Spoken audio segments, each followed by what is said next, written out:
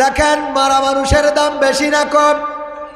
যদি জেতা মানুষ আপনার কাছে যায় এই শীতে, আর কাঁপুনি শীত, একটা কম্বলের দরকার, একটা জামার দরকার, একটা হুডি নাকি এখন নতুন উঠেছে, আগে জাম্পার বলতো, এইগুলোর দরকার না দেওয়ার মতো মানুষ পাওয়া যাবে না। কিন্তু যদি এই শীতে কাঁপতে কাঁপতে মারা যায়, আর যদি কেউ বলে একটু কাফনের কাপড় কেনার দরকার, দেওয়ার লোক আছে না নাই? আছে না নাই? আছে। দেখেন কাপড় দিল, যদি কারো ঘরের চাল উড়ে যায়, টিন উড়ে যায়, ঘর যদি ভেঙে যায়, আর যদি চিল্লায়ে বলে আসো গ্রামবাসীরা আমার একটা ঘর বানিয়ে দাও, না দেওয়ার মতো কোনো মানুষ পাওয়া যাবে না। যদি বলে তোমার ঝাড় থেকে 2টা বাঁশ দাও, বাঁশ ঝাড় আছে না, বাঁশ দাও, আমার ঘরের টিনের জন্য লাগবে, না কোনো লোক দিতে চাইবে না, কেউ ফ্রিতে ঘরের কাজ করে দিতে চাইবে না। কিন্তু এই লোকটাই যদি মারা যায়, আর যদি বলে মাইকে এলাম হয় অমুক আজকে চিরজনমের মতো বিদায় নিয়েছে, তার কবর দিতে হবে, ওই কবরের ঘর বানানোর জন্য লোকজনের আর ডাকা লাগে না? লাগে না। যদি বাঁশ না থাকে তাও দেওয়ার লোক আছে না নাই? তার মানে মরিলে বাঁশ দিতে রাজি, বাঁচলে বাঁশ দেবে। হ্যাঁ, বেঁচে থাকতে ঘরের জন্য বাঁশের দরকার, দিবে কেউ? টাকা না দিলে দিবে না। অথচ ওর দরকার ছিল বেঁচে থাকার জন্য একটু, একটা ঘরের ছাউনি, একটা চাল, একটু টিন, কয়খান বাঁশ, ঘরের দেয়ালের জন্য কয়খানা ইট, এইগুলো দেওয়ার মতো মানুষ পাওয়া যায়? মারা যাওয়ার পরে কারো জায়গার অভাব হয়েছে? তার ঘরের অভাব হয়েছে? মাটি দেওয়ার জায়গা হয়েছে না হয় নাই? কত জায়গা মানুষ কয় আমার চেয়ারম্যানই বলবেন না হয় আমাদের গোরস্থানে দাও, ঠিক না বেঠিক?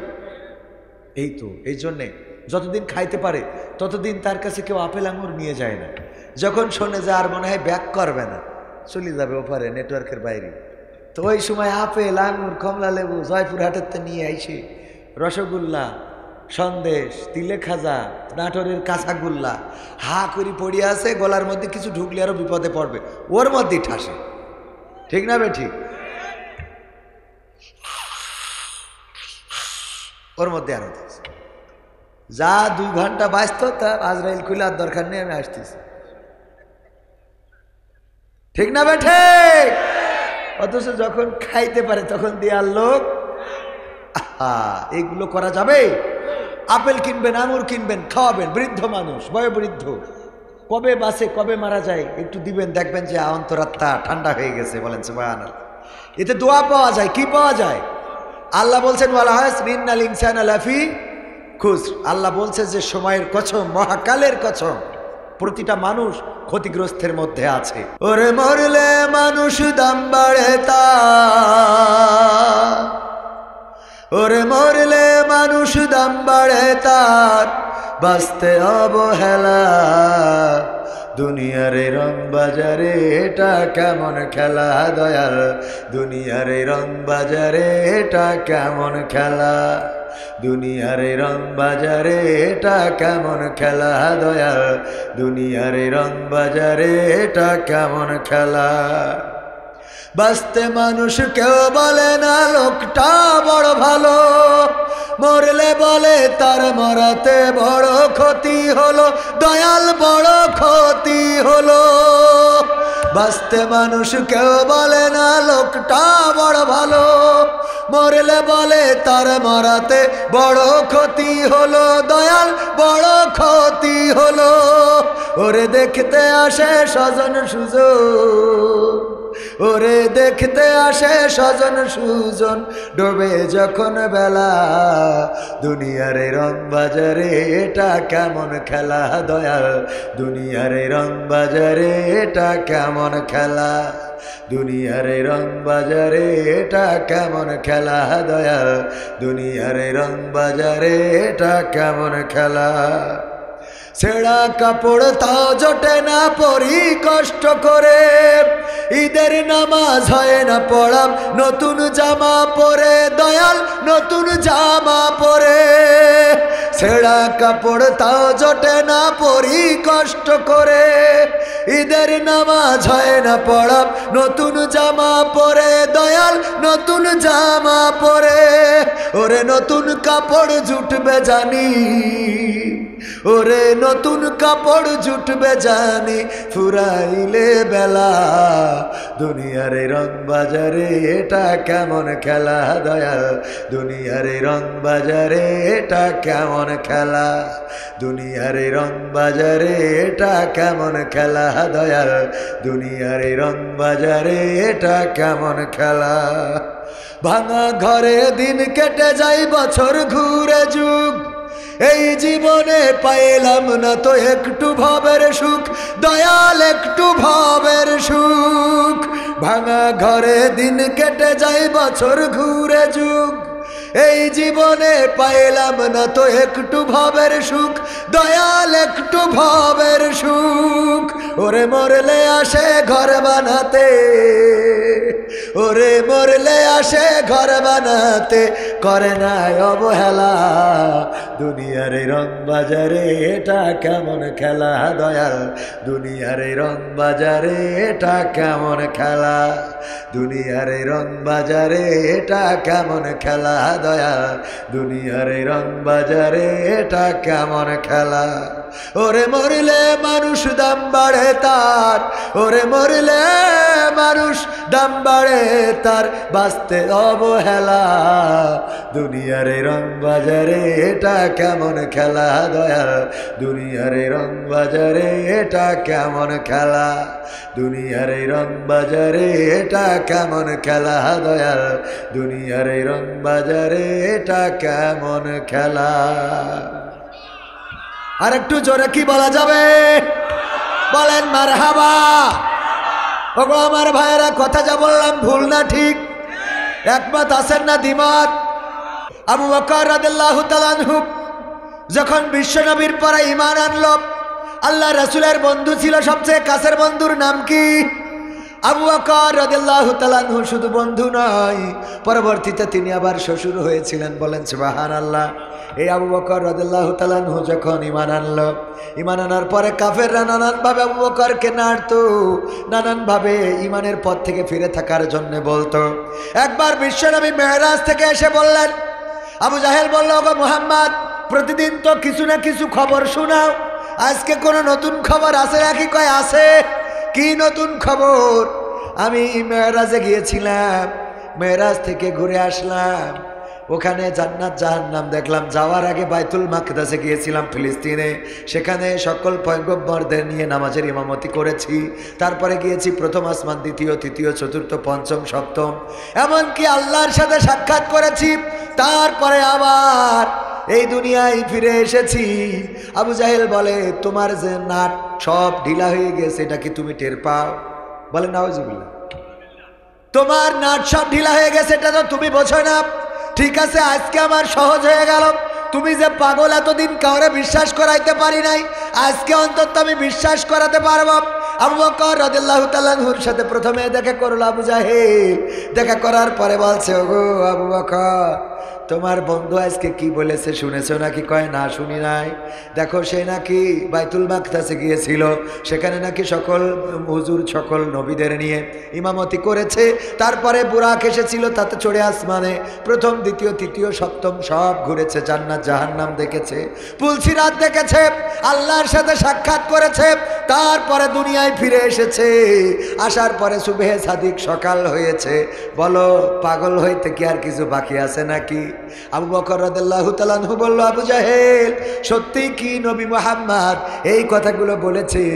বলল, আমি তোমার সাথে মিথ্যা বলছি না। কসম ওই লাত মানতের, কসম ওই হুজ্জার, কসম কাবায় যত মূর্তি আছে সব মূর্তির কসম করে বলছি, এই কথা মুহাম্মদ বলেছি। আবু বকর রাদিয়াল্লাহু তাআলা আনহু বললেন, যদি সত্যি মুহাম্মদ বলে থাকে তাহলে অবশ্যই তিনি সত্য বলেছেন। আল্লাহু আকবার। অবশ্যই তিনি সত্য বলেছেন, এমন বিশ্বাস। চারটেখানি কথা। আর আমরা যদি খালেদা জিয়া কিছু বলে, উনি আবার যাচাই করো আসলে কি বলেছে, ঠিক তো নাকি? তারেক রহমান বলেছে, সাদাবাজ যারা তাদের ধরি ধরি আইনের হাতে সোপর্দ করেন, বলেছে না বলে নাই? অনেকে এইগুলো মানতে রাজি না, ঠিক না বেটি? আমাদের যশোরে বড় মাহফিল হলো, দেখেছেন আপনারা? ডক্টর মিজানুর রহমান আজহারি বলেছেন, এক দল খেয়ে গেছে, আর একদাল খাওয়ার জন্য রেডি হয়ে আছে। এতে করে আমাদের কিছু নেতা খুব খেপেছে। আমি বললাম যে আপনি তো বোঝেনই নাই, খামাখা খেপতেছেন কেন? বললাম যে এই খাওয়ার কথা তো বিএনপিরে বলে নাই, জামাত ইসলামকে বলেছে। কয় আমরা বুঝিনি কোন দল খায়। এই যে কার পরে টেনে নিল, কোন দল খায় মানে খেয়েছে 16 বছর ধরে যারা চাঁদাবাজ, যারা দুর্নীতিবাজ, যারা তারা ছাত্র আন্দোলন করে তাদেরকে বাংলাদেশ থেকে বিতাড়িত করা হয়েছে। নতুন করে আর কাউকে খাইতে দেওয়া হবে না, সেটা হোক জামাতের, হোক বিএনপির, সে হোক ছাত্র বৈষম্য বিরোধী ছাত্র আন্দোলনের। দুর্নীতি করে কেউ টাকা খাইতে পারবে? এটার জন্য বাংলাদেশে রক্ত দিল আবু সাইদ, মুগ্ধ, শান্ত, তারা রক্ত দিয়েছে। সুতরাং সন্ত্রাস যারা, চাঁদাবাজ যারা, ধর্ষক যারা, জেনাকার যারা, ব্যভিচার করে যারা, অন্যায় করে যারা, খুন করে যারা, গুম করে যারা, জাহেলিয়াত করে যারা, তারা কোনো দলের হতে পারে না। ওদের পরিচয় হলো ওরা সন্ত্রাসী, ওরা ধর্ষক, ওরা খুনি, ওরা গুমকারী। ওদের এই বাংলাদেশে মুক্ত থাকার কোনো অধিকার নাই। সম্মানিত ভাইয়েরা, সুতরাং গায়ের পরে কোনো কথা টেনে নেওয়া যাবে না।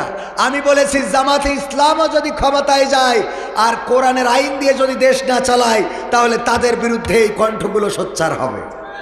কারণ ইসলামের নাম বলে ক্ষমতায় যে দেশ চালাবা, ওই ডক্টর কামাল উদ্দিনের সংবিধান দিয়ে ওটা মানা হবে না। ঠিক না বেঠে? ওটা মানবো না, কোরআন দিয়ে দেশ চালাতে হবে ইনশাআল্লাহ। আল্লাহ তৌফিক দিন। আমার মুহতারাম আজকের মাহফিলের অতিথি শ্রদ্ধাভাজন আমার বড় ভাই বললে ভুল হবে, পিতৃতুল্য জনাব অধ্যক্ষ মোহাম্মদ আব্দুল গফুর মণ্ডল সাহেব, মণ্ডল গোষ্ঠীর লোক, আমিও মণ্ডল গোষ্ঠীর লোক। তো এখানে মণ্ডল দিয়ে ভরা, মোটামুটি পোস্টারে অনেক মণ্ডল এসেছেন আলহামদুলিল্লাহ। তো অনেক মূল্যবান কথা বলেছেন। উনি ইসলামের ব্যাপারে জ্ঞানও রাখেন এবং জ্ঞান রাখতেই হবে, কারণ মুসলমান হইলে জ্ঞান রাখার দরকার আছে না নাই? আছে না নাই? মুসলমান পরিচয় ধারণ করবেন। বললাম কালেমায়ে তাইয়্যিবাটা পড়েন, বলছে লা ইলাহা ইল্লা আনতা সুবহানাকা ইন্নী কুনতু মিনাজ জালিমিন। হবে?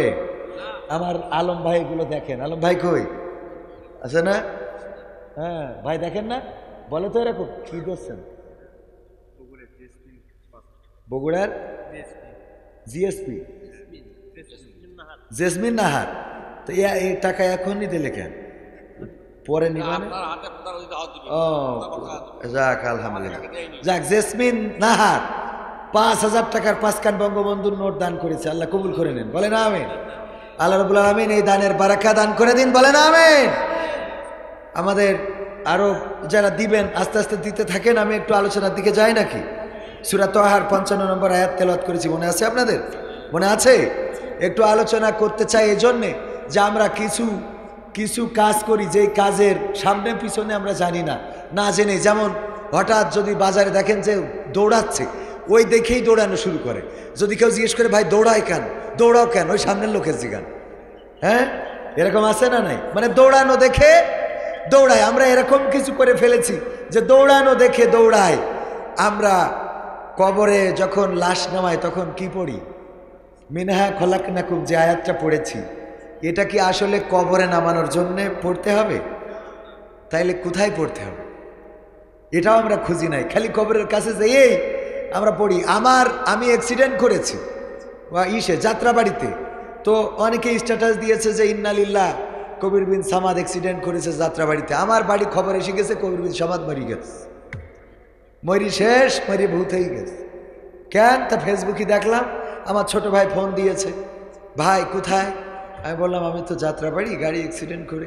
তো ভাই কি হয়েছে? বললাম গাড়ির একটু ক্ষতি হয়েছে, আমার কিছু হয় নাই। কই সবাই প্রচার করতেছে যে আপনি মারা গেছেন। তাই বললাম কেন এটা প্রচার করছে? বললো কে? তো বলছে অমুক বললো, অমুক বললো। আমি গ্রামে যেয়ে বললাম এই আমি অ্যাক্সিডেন্ট করলাম যাত্রাবাড়ি, তোরা বললি কেন যে কবির বিন সামাদ মরি গেছে? তা বলছে যে ফেসবুকে দেখলাম লিখেছে ইন্নালিল্লাহ কবির বিন সামাদ অ্যাক্সিডেন্ট করেছে, তাই ইন্নালিল্লাহ তো হইলো মরার দোয়া। তো ওইটা যখন পড়িয়েছে তখন বোঝা শেষ যে তুমি মরি গেছাও। মানে ওরা জানে যে এটা হইলো মরার দোয়া, কে দোয়া, মানে মরি গেছে ইন্নালিল্লাহি ওয়া ইন্না ইলাইহি, এই জায়গায় ছাড়া আর এটা পড়া। এখন এইটা বিপদে পড়লু যে পড়া যায়, মুসিবতে পড়লু, এটা পড়লি যে সোয়াবও হয়। আপনার কিছু হয় নাই তাও পড়েন, সোয়াব আছে না নাই? কারণ আপনি কি বলেন, ইন্না লিল্লাহি ওয়া ইন্না ইলাইহি রাজিউন, নিশ্চয় আমরা আল্লাহর তরফ থেকে এসেছি, আবার তার কাছেই ফিরে যেতে হবে। তো এই কথা বললে কোনো অন্যায় আছে? বরং ভালো কথা তো, যে আল্লাহ তোমার কাছ থেকে আসিছি, তোমার কাছে আবার চলে যাব, আল্লাহও খুশি হয়ে যায়, বলেন সুবহানাল্লাহ। সুতরাং সারাদিন যদি জিকিরও করেন তাও কোনো অসুবিধা নেই, প্রতি হরফে তো 10 নেকি হবে, কিছু না হোক 10 নেকি করে তো প্রতি হরফে হবে। তো এখন এই পড়লেই মনে করে আমারিকে, ঠিক না বে ঠিক? হ্যাঁ, তো এই জন্য আমরা কিছু সেট করে নিয়েছি। বাসের মধ্যে লেখা থাকে নিশ্চয় আল্লাহ ধৈর্যশীলকে পছন্দ করেন। কারণ কি? কারণ আপনি এখান থেকে যাবেন রাজশাহী, কিংবা যাবেন নাটোর, কি যাবেন ঢাকায়, হেল্পার বলে আসেন আসেন আসেন আসেন, ওঠেন, সিট আছে? আছে মানে কি, বাসের মধ্যে সিট ভরা, ঠেলে উঠাই দিলে সিট তো আছে, কথা বলেছে ঠিক, কিন্তু একটাও খালি নাই, ঠিক না বে ঠিক? একটাও খালি নাই। এখন উঠে যখন মিজাজ খারাপ হয়ে গেছে যে হেল্পার এত বড় 2 নম্বরই করলো, যে সিট আছে, আপনি হেল্পারের কলার ধরতে যাবেন, হঠাৎ চোখ চলে যায়, নিশ্চয় আল্লাহ ধৈর্যশীলদের পছন্দ করেন, আল কুরআন, যা মনটা নরম হয়ে যায়, যাক ধৈর্য ধরলাম, এরকম না? ওর দরকার ওইটা, এই জন্য লিখে দিস। টয়লেটের মধ্যে লিখে রাখে পরিষ্কার পরিচ্ছন্নতা ইমানের অঙ্গ। কত বড় শয়তান! ও টয়লেটে যে হাদিস লিখেছে, আল হাদিস, পরিষ্কার পরিচ্ছন্নতা ইমানের অঙ্গ, ওর ওই জায়গায় এই হাদিসটা লাগবে, এই জন্য ওই জায়গায় লিখে রেখেছে।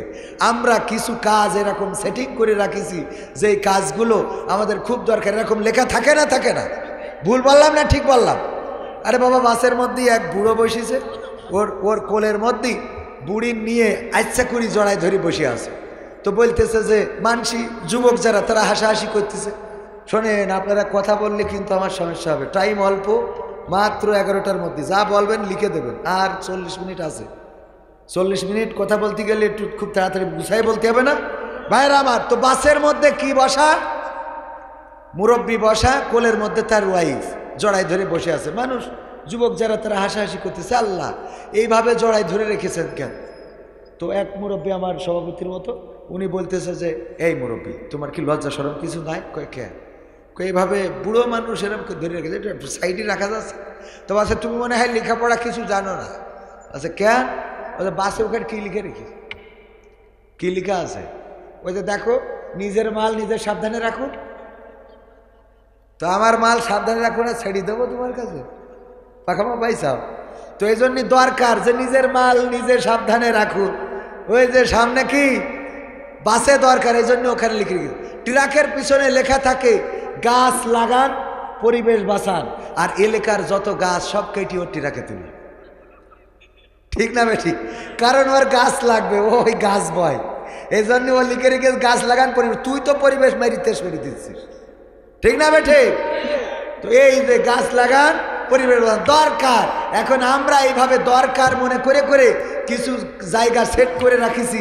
ওই জায়গাগুলো যেমন আগের সরকারের দরকার ছিল কি, লাকুম দিন হুকুম ওয়ালিয়া দিন, ওরাও কোরআন মানতো, ওরাও কি কথা কয় না, কোরআন মানতো, লাকুম দিন হুকুম ওয়ালিয়া দিন, তোমাদের দিন তোমাদের জন্য, আমাদের দিন আমাদের জন্য, দিন নিয়ে বাড়াবাড়ি নেই, এইটা ওদের খুব পছন্দের।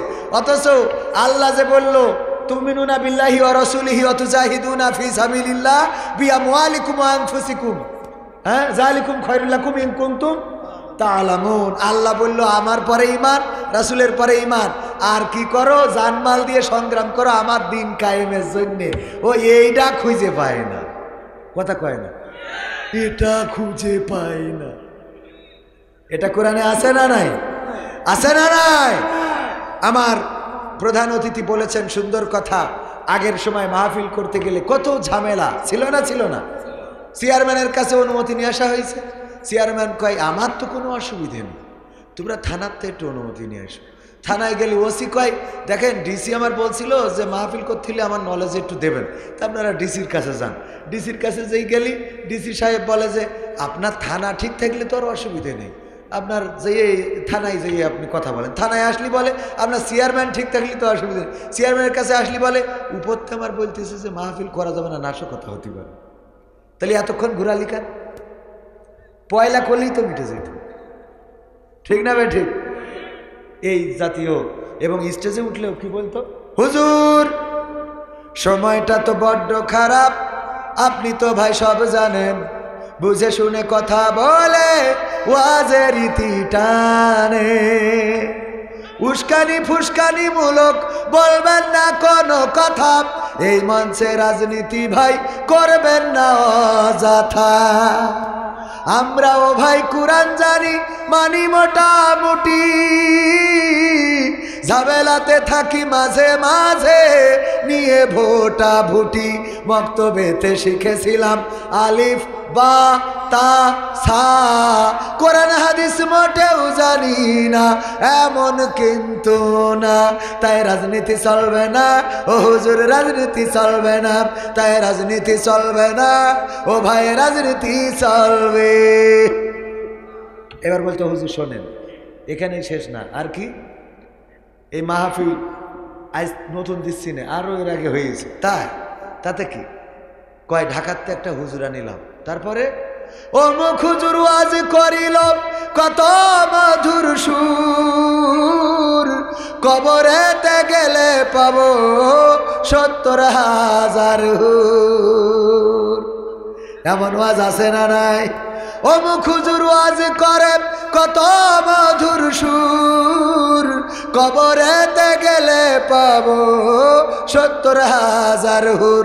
অনেকে দোয়া আছে পড়লে কোটিতে সওয়াব, সারা জীবন পাপ করিলেও পেয়ে যাব মাফ। বাপ দাদারে নাজাত দিতে করেছি 40, আমার বেলায় 4টা গরু গোয়াল ঘরে পোষা।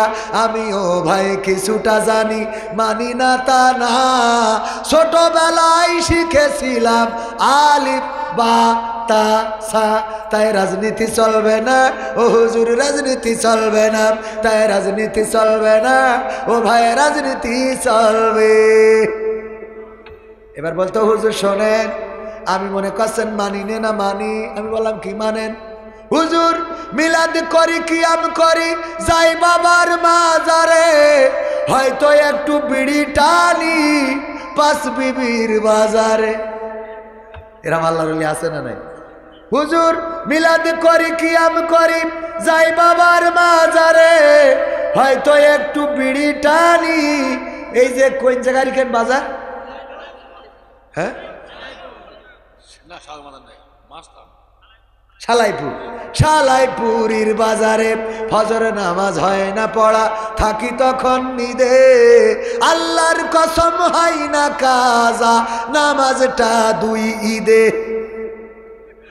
2 ঈদে কাজা হয় না, এই 2টা ঈদে আসে। ওরে বাবা, নেতার জন্য আবার সামনে জায়গা রাখতে হবে, সামনে জায়গা রাখতে হবে।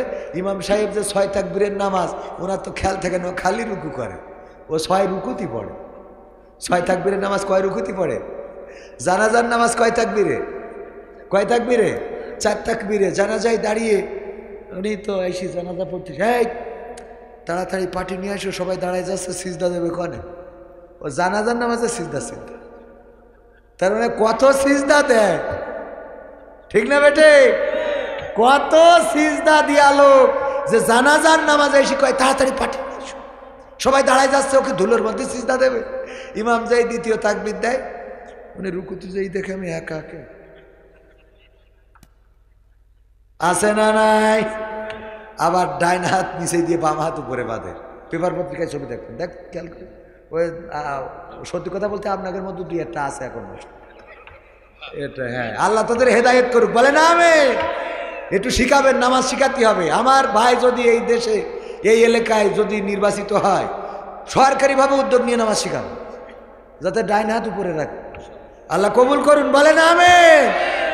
তো এই যে ডাইন হাত বোঝে না, এরকম আল্লাহর ওলি আছে না নাই? আবার ভোট যখন এসে যায়, ওরে নামাজের তো নামাজ সকালবেলা বেরোয়েছে, জহর পড়ি, আসর পড়ি, মাগরিব পড়ি, হিসাব পড়ি, ওর উজু ভাঙিনি। পিএস জিজ্ঞেস করতেছে, ভাই আপনি সেই সকাল তো সেই 1 উজুতি হিসাব পর্যন্ত চালাই দিলেন, একটু বাই বাতাসও হয়নি? তা বলছে আমার উজু বাই বাতাসে ভাঙবে, তোমার বললো কিনা? এ কি ছোটোখাটো উজু?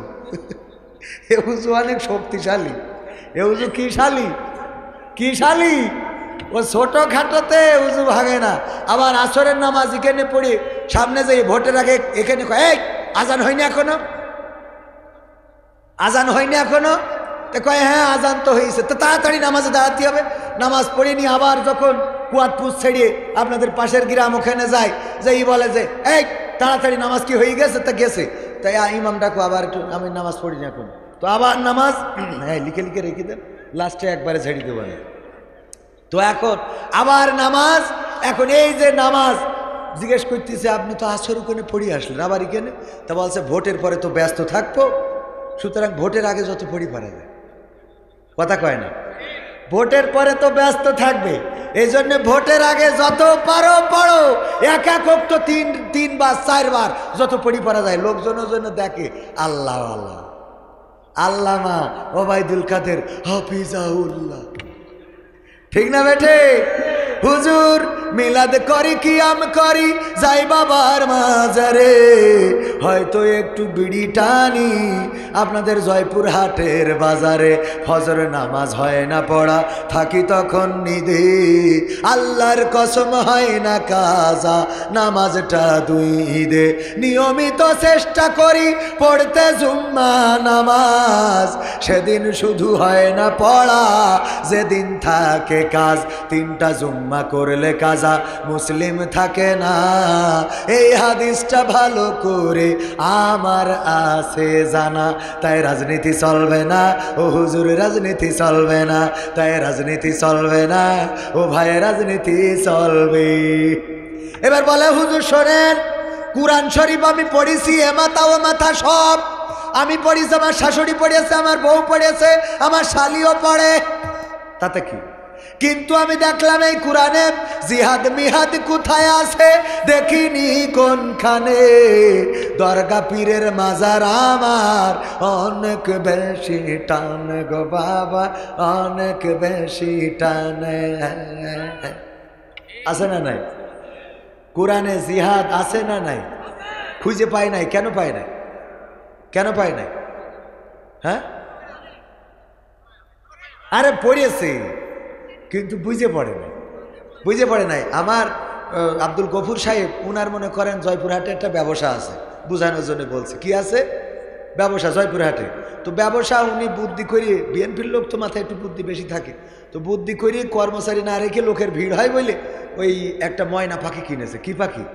ময়না পাখি। বাড়িতে শিখাইছে যে লাইন দাও এক এক করে আসো, লাইন দাও এক এক করে আসো। তো ময়না পাখি ও যা শিখাবে শিখবে কিনা, মানে এটা বুদ্ধি হইলো যে লোক একটা রাখলে যে সবাই লাইন দিয়ে দাঁড়ান এক এক করে আসেন, বেতন দিতে হবে, তো এটা ময়না পাখি কিছু ধান কিছু ফসল খাওয়াইলেই তো হয়ে গেল। এর ভাষা শেখানো হয়ে গেছে, খাসা নিয়ে যে মুদিখানার দোকানের সামনে টানায় রেখেছে। ওই যেই লোকের ভিড় হয়ে যায় ময়না পাখি বলে লাইন দাও এক এক করে আসো, লাইন দাও এক এক করে আসো, লাইন দাও এক এক করে আসো। তো মানুষ বলে এই পাখি তিতাই বলছে লাইন দিতে, সবাই লাইন দাও। তো সবাই লাইন দিয়ে দাঁড়ায়, দিয়ে এক এক করে দোকানদার ডিস্ট্রিবিউট করতে অসুবিধা হয় না। ঈদের সময় সীমায় বেঁচেছে, গত বছরের সীমায় ডেট এক্সপায়ার হয়ে গেছে। এই বছর খাওয়ার পরে সবাই ডাইরেক্ট টয়লেটের সাথে এফ অ্যান্ড এফ, হ্যাঁ এফ অ্যান্ড এন নাকি যেন, ফ্রেন্ডস অ্যান্ড ফ্যামিলি। এটা করার পরে পরের দিন সবাই গেছে, আব্দুল গফুর সাহেব কি সিমাই খাওয়াইলেন আমাদের সেমাই, যে এই সেমাই খাওয়ার পরে সবাই খালি টয়লেট করেছে, আপনার আর এই দোকানদারি করা লাগবে না। কই যখন মারধর শুরু করেছে লোকজনের ভিড় হয়ে গেছে, সবাই যে আমাদেরও ক্ষতি হয়েছে, আমাদেরও ক্ষতি হয়েছে। ময়না পাখি বলতেছে লাইন দাও এক এক করে আসো, লাইন দাও। এখন যদি লাইন দিয়ে এক এক করে আসে তাহলে সরাসরি জয়পুরহাটের থেকে কাফনের কাপড় সহ আসতে হবে না বাড়ি, কথা কয় না। তার মানে ময়না পাখি যে কি বলছে ও কি বুঝেছে, কথা কয় না, ও কি বুঝেছে। আর একটা বললি ভালোভাবে বুঝবেন। আমাদের আব্দুল্লাহ আলামিন ভাই বলতেন এক কানা আর এক খুড়া, একজন ছিল মসজিদের মুসাল্লি, ও ছিল কানা, আর খুড়া যেটা ওইটা ছিল ইমাম। তো ইমাম সাহেব আর কানা ওই যে মুসাল্লি দুইজনে চায়ের দোকানে বসে তর্ক বিতর্ক করতেছে, বলছে যে যাই বলো তাই বলো, এইবার কিন্তু বিএনপি ক্ষমতায় যাবে। কানা বলতেছে, হুজুর বলতেছে তুমি জামাতের ভাবসাব তো জানো না, ওরাও কম না, ও লাইন করে চলে যাবেন মনে হচ্ছে। দুইজনে তর্ক বিতর্ক করতে করতে মাগরিবের আজান দিয়েছে, বলছে শোনো রাজনীতির কথা থামাও, চলো নামাজে যেতে হবে। নামাজে যেয়ে ইমাম সাহেব কি খুড়া, মনে আছে তো, ন্যাংড়া খুড়া, আর মুসাল্লি ইমাম নামাজের মধ্যে মাগরিবের নামাজে তেলাওয়াত করছে, ওয়া কানা মিনাল কাফিরিন। কানা বলছে হুজুর আমি খালি বিএনপির ক্ষমতায় নিয়ে যাচ্ছিলাম তাই আমি কানা কাফের হয়ে গেলাম। আপনি আমার নামাজ দিয়ে কাফের বানাই দিলেন। এ কইন হুজুরে, হুজুর আজকে মাফ করে দিলাম, এইবার যদি কোনোদিন আমার কানা কাফের বলেন তাহলে কিন্তু আমিও ছাড়ব না। এরপর আবার যেদিন ইমাম তেলাওয়াত করেছে নামাজের মধ্যে ওয়া কানা মিনাল কাফিরিন, কানা বলছে হুজুর আর সহ্য করতে পারলাম না। কেন কেন সহ্য করব? আপনি এক নামাজ দিয়ে এই যে খালি বলেছি যে বিএনপি এবার মনে হয় ক্ষমতায় যাবে, তাতে করে আপনি আমার নামাজ দিয়ে প্রতিদিন বলেন ওয়া কানা মিনাল কাফিরিন। আপনি ইমাম বলে বলেন কে আমার কোনো অধিকার নেই, আমি মুসাল্লি, আমারও লুকমা দিয়ার অধিকার আছে। আজকে লুকমা দিচ্ছে আল্লাহু আকবার। ওয়া খুলা মিনাল ফাসিকিন, আমি কানা কাফের হইলে তুমি খুঁড়া ফাঁসে।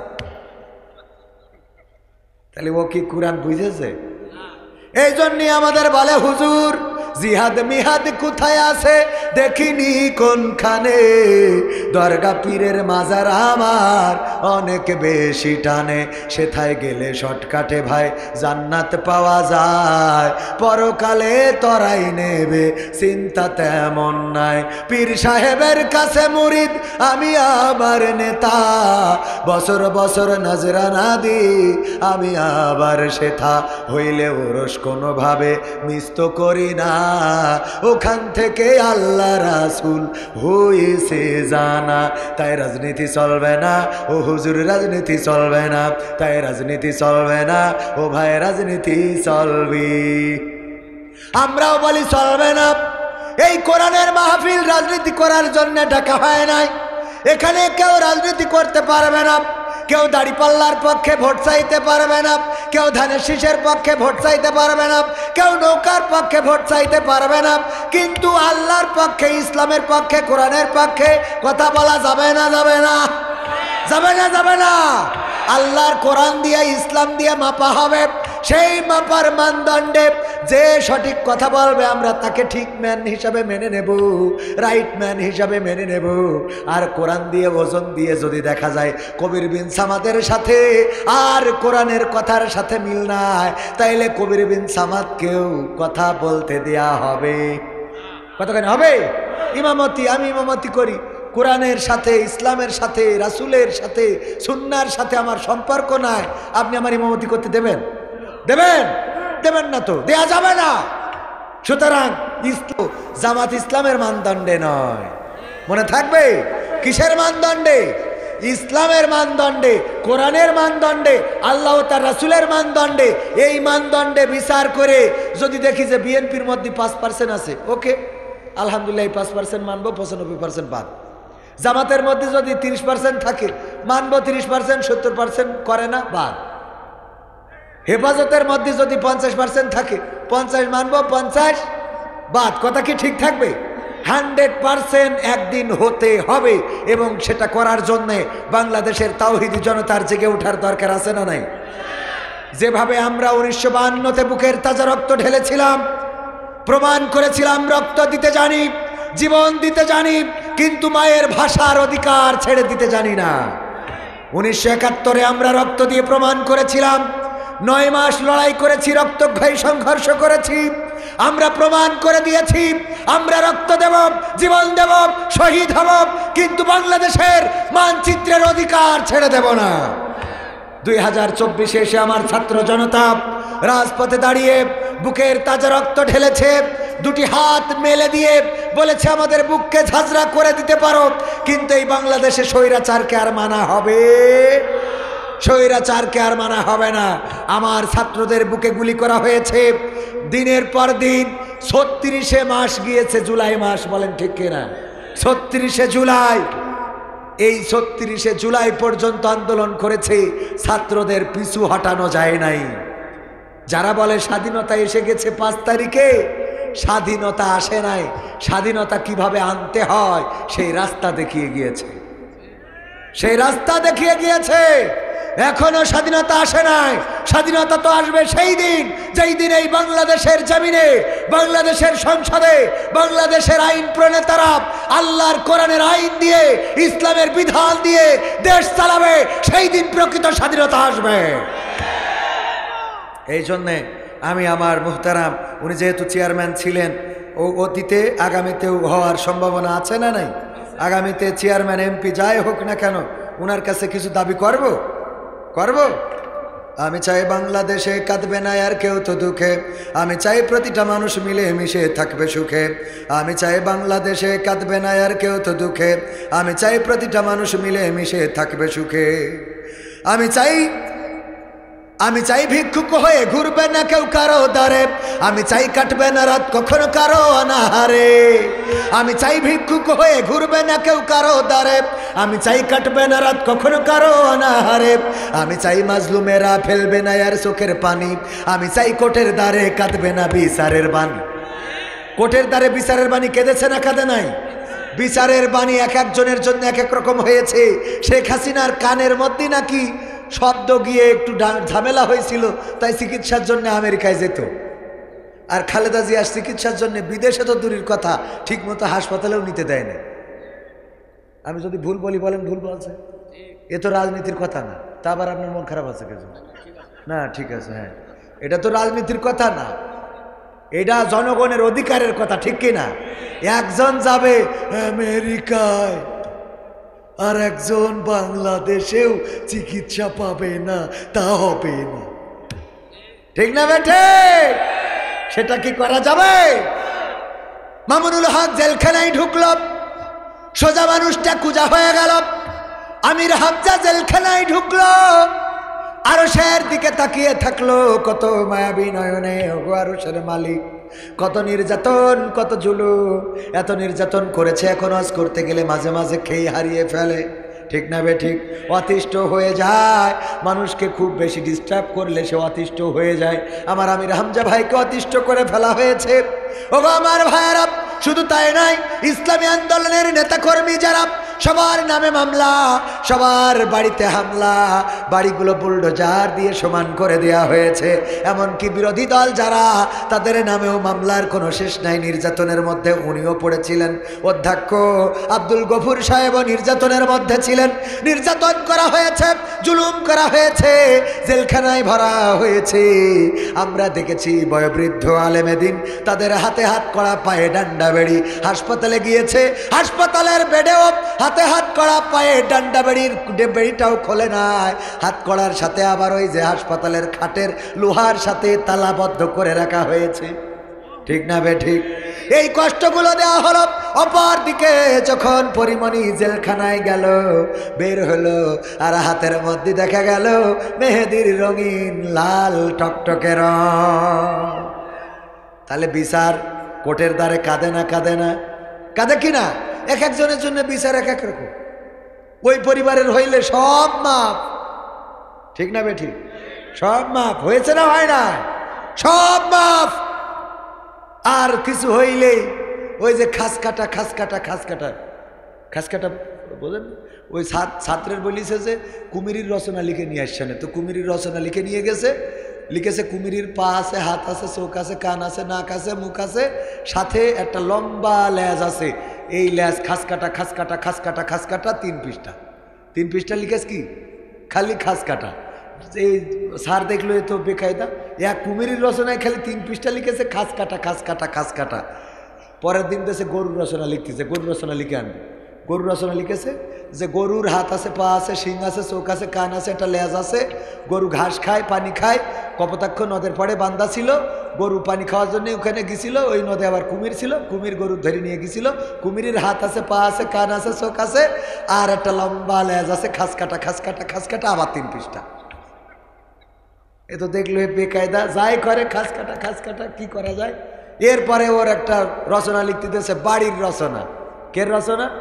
বাড়ির রচনা লিখেছে, বাড়ি ঘর, নদীর কিনারায় একটা বাড়ি ছিল, সেই বাড়িতে 4 জন মানুষ ছিল, 2 জন বাচ্চা আর স্বামী স্ত্রী। এই বাচ্চার মধ্যে একটা ছিল হামাগুড়ি দিয়ে বেড়াইতো, হঠাৎ করে গড়াইয়ে নদীর মধ্যে পড়ে গেল। ওই নদীতে কুমির ছিল, কুমির এসে ধরে নিয়ে গেল। কুমিরের হাত আছে, পা আছে, চোখ আছে, কান আছে, নাক আছে, লম্বা একটা লেজ আছে, খাস কাটা খাস কাটা খাস কাটা, আবার 3 পৃষ্ঠা। স্যার দেখলো এই তো শয়তানের তো শেষ নেই, খালি খাস কাটা খালি খাস কাটা। এরপরে দিলে সিরাজউদ্দৌলার নামে একটা রচনা লিখবে। সিরাজউদ্দৌলার নামে রচনা লিখতে বলিছে। ও লিখেছে সিরাজউদ্দৌলা অল্প বয়সে এই রাষ্ট্র ক্ষমতা পেয়েছিল, কিন্তু সিরাজউদ্দৌলা যাকে সেনাপতি নিযুক্ত করেছিল সে ছিল মীর জাফর, এমন শয়তান যার কারণে পতন হয়েছে। পরবর্তীতে সিরাজউদ্দৌলা বুঝেছিল যে মীর জাফরকে সেনাপতি বানিয়েছি মানে আমি খাল কেটে কুমির ডেকে এনেছি। আর কুমিরের হাত আছে, পা আছে, চোখ আছে, কান আছে, লম্বা একটা লেজ আছে, খাস কাটা খাস কাটা খাস কাটা। কথা কি বোঝা গেছে? আমাদের এই খাস কাটার রচনা হয়তো জয়পুরহাটে কি হয়েছে? হামলা হয়েছে। কারা করেছে? জামাত শিবিরের লোক। ঠিক না বে ঠিক? নাশকতা হয়েছে কারা করেছে? জামাত বিএনপিরা করেছে। যাই হোক, ওই খাস কাটা খাস কাটা, পুরা করেও খাস কাটা, আমরা করলু খাস কাটা। ঠিক না বেঠে? হ্যাঁ, শুধু তাই না, অকেজো একটা পুলিশ প্রশাসন বানিয়েছিল। এত অকেজো, একবার নাকি আমেরিকা, তারপরে রাশিয়া এবং বাংলাদেশের 3 দেশের পুলিশের প্রতিযোগিতা যে কারা বেশি দক্ষ। একটা এরিয়া করা হলো এবং ওই এরিয়ার মধ্যে বলা হলো এরিয়ায় যাও, খুঁজে দেখো কোনো হরিণ পাও কিনা। যদি হরিণ থাকে অথবা না থাকে, যারা আগে এসে রিপোর্ট দেবে তারাই ফার্স্ট, যদি ঠিক হয়। আমেরিকার পুলিশ 1 ঘন্টার মধ্যে সার্চ করে এসে বলল যে এই বনের মধ্যে, এই জঙ্গলের মধ্যে, এই এরিয়ার মধ্যে একটাও হরিণ নাই। রাশিয়ার পুলিশ এসেছে 3 ঘন্টা পরে, এসে বলল এই জঙ্গলে কোনো হরিণ নাই। বাংলাদেশের পুলিশ এসেছে 3 দিন পরে। কয়দিন পরে? 3 দিন পরে। সাথে করে একটা ছাগল ধরে নিয়ে এসেছে। কি নিয়ে এসেছে? যারা বিচারপতি তারা বলছে কি ব্যাপার, তোমাদের 3 দিন লাগলো কেন এই বাগানটা সার্চ করতে? বলল আপনি এমন একটা বাগানে আমাদের পাঠিয়েছেন যেই বাগানে আমরা তন্ন তন্ন করে খুঁজে দেখলাম কোথাও কোনো হরিণ নাই। হরিণ তো দূরের কথা, হরিণের আন্ডা বাচ্চা কিছু নাই। তো এটা তো আমরা আমেরিকার পুলিশের কাছে রিপোর্ট পেয়েছি 1 ঘন্টায়, আর রাশিয়ার পুলিশের কাছে রিপোর্ট পেয়েছি 3 ঘন্টায়। তোমাদের 3 দিন লেগে গেল কেন? আর সাথে করে ধরে আনিস ওইটা কি? কয় এইটা ধরে আনতে যে এই তো আমাদের 3 দিন লেগে গেছে। কারণটা কি? কারণ হলো আমরা যখন কোথাও কোনো হরিণ খুঁজে পেলাম না, তখন চিন্তা করলাম কি করা যায়। গবেষণা করতে করতে হঠাৎ করে মাথায় চিন্তা আসলো যে যাই করে হোক তাই করে হোক হরিণ তো একটা হাজির করা লাগবে। এরপরে সামনে দিয়ে দেখি একটা ধাড়ি ছাগল দৌড়ে যাচ্ছে। তাড়াতাড়ি করে তারা আমরা ধরলাম, ধরে নিয়ে আসিছি। কারণটা কি? কারণ হলো স্যার, এই হরিণ, এই ধাড়ি ছাগলরে যদি রিমান্ডে দেন তাইলে ও নিজে মুখে স্বীকার করবে ও হরিণ। ও বলবে আমি ছাগল নামে হরিণ, রিমান্ডে দিতে হবে খালি। কথা কি বোঝা গেছে? ওর যদি রিমান্ডে দেন তাইলে ও নিজেই বলবে, আমাদের বলা লাগবে না, ওই বলবে আমি হরিণ। এই ডানতি যে আমাদের 3 দিন লেগে গেল। ভাইরা আমার, এমন অকেজো পুলিশ বানানো হলো। কোথায় কোন হামলা হয়, কোথায় কোন নাশকতা হয়, কোথায় কে মন্দিরে যে মূর্তি ভাঙে, সব দোষ জামাত বিএনপি, জামাত শিবির, দাড়িওয়ালা টুপিওয়ালা, মসজিদের ইমাম খতিব, মাদ্রাসার মুহতামিম মুহাদ্দিস, ইসলামী আন্দোলনের নেতাকর্মী কোনো কথা ছাড়াই ধরে আনে। যখন জিজ্ঞেস করে ডিসি সাহেব ওসিকে, এই ওসি তুমি যাকে ধরেছ এই যে আব্দুল গফুর, সে কি হামলা করেছে নাকি? কয় আমার কাছে শোনা লাগবে না, আপনি 15 দিন রিমান্ডে নেন, ওই কইবে আনে। কথা কয় না? ঠিক না বেঠে? 15 দিন রিমান্ডে দেন, আমরা বলা লাগবে না, ওর মুখিতেই শুনবে। এই বাহিনী বানাইলো না? বানাইলো না? আমি চাই বাংলাদেশে কাঁদবে না আর কেউ তো দুঃখে। আমি চাই প্রতিটা মানুষ মিলে মিশে থাকবে সুখে। আমি চাই সাংবাদিকে সত্য কথা লিখুক সবে। আমি চাই চ্যানেলগুলো সত্য প্রচার করুক ভাবে। সাংবাদিক আমাদের দেশে কিছু দাদার সাংবাদিক আছে। কার সাংবাদিক? আর দাদার দেশের সাংবাদিক তো দেখেছেন, কয় থাকবে না বাংলাদেশ, বাংলাদেশ থাকবে না। তা বাংলাদেশ থাকবে না তা তোর কি? তোর অসুবিধা কোন জায়গায়? আবার অপপ্রচার করে যে এই দেশে নাকি কেটে ঢুকাইনো আছে, নাকি এই যে হিন্দুরা নাকি না কাটলে বেরোতে পারছে না। হ্যাঁ, এইগুলো ওই দেশের মিডিয়ায় প্রচার হয়েছে না হয় নাই?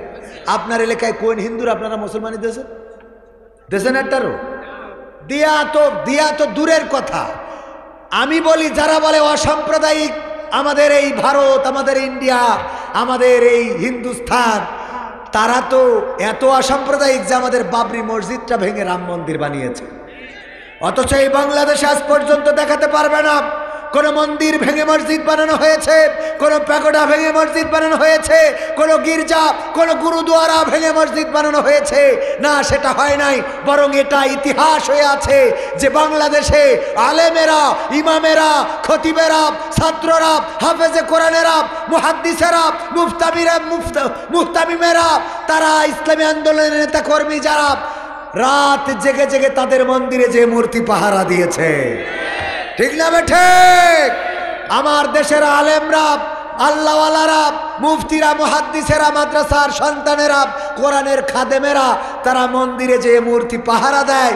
আর তোমরা আমাদের বলো আমরা এই দেশে সংখ্যালঘু নির্যাতন করছি, সংখ্যালঘুরা বিপদে আছে।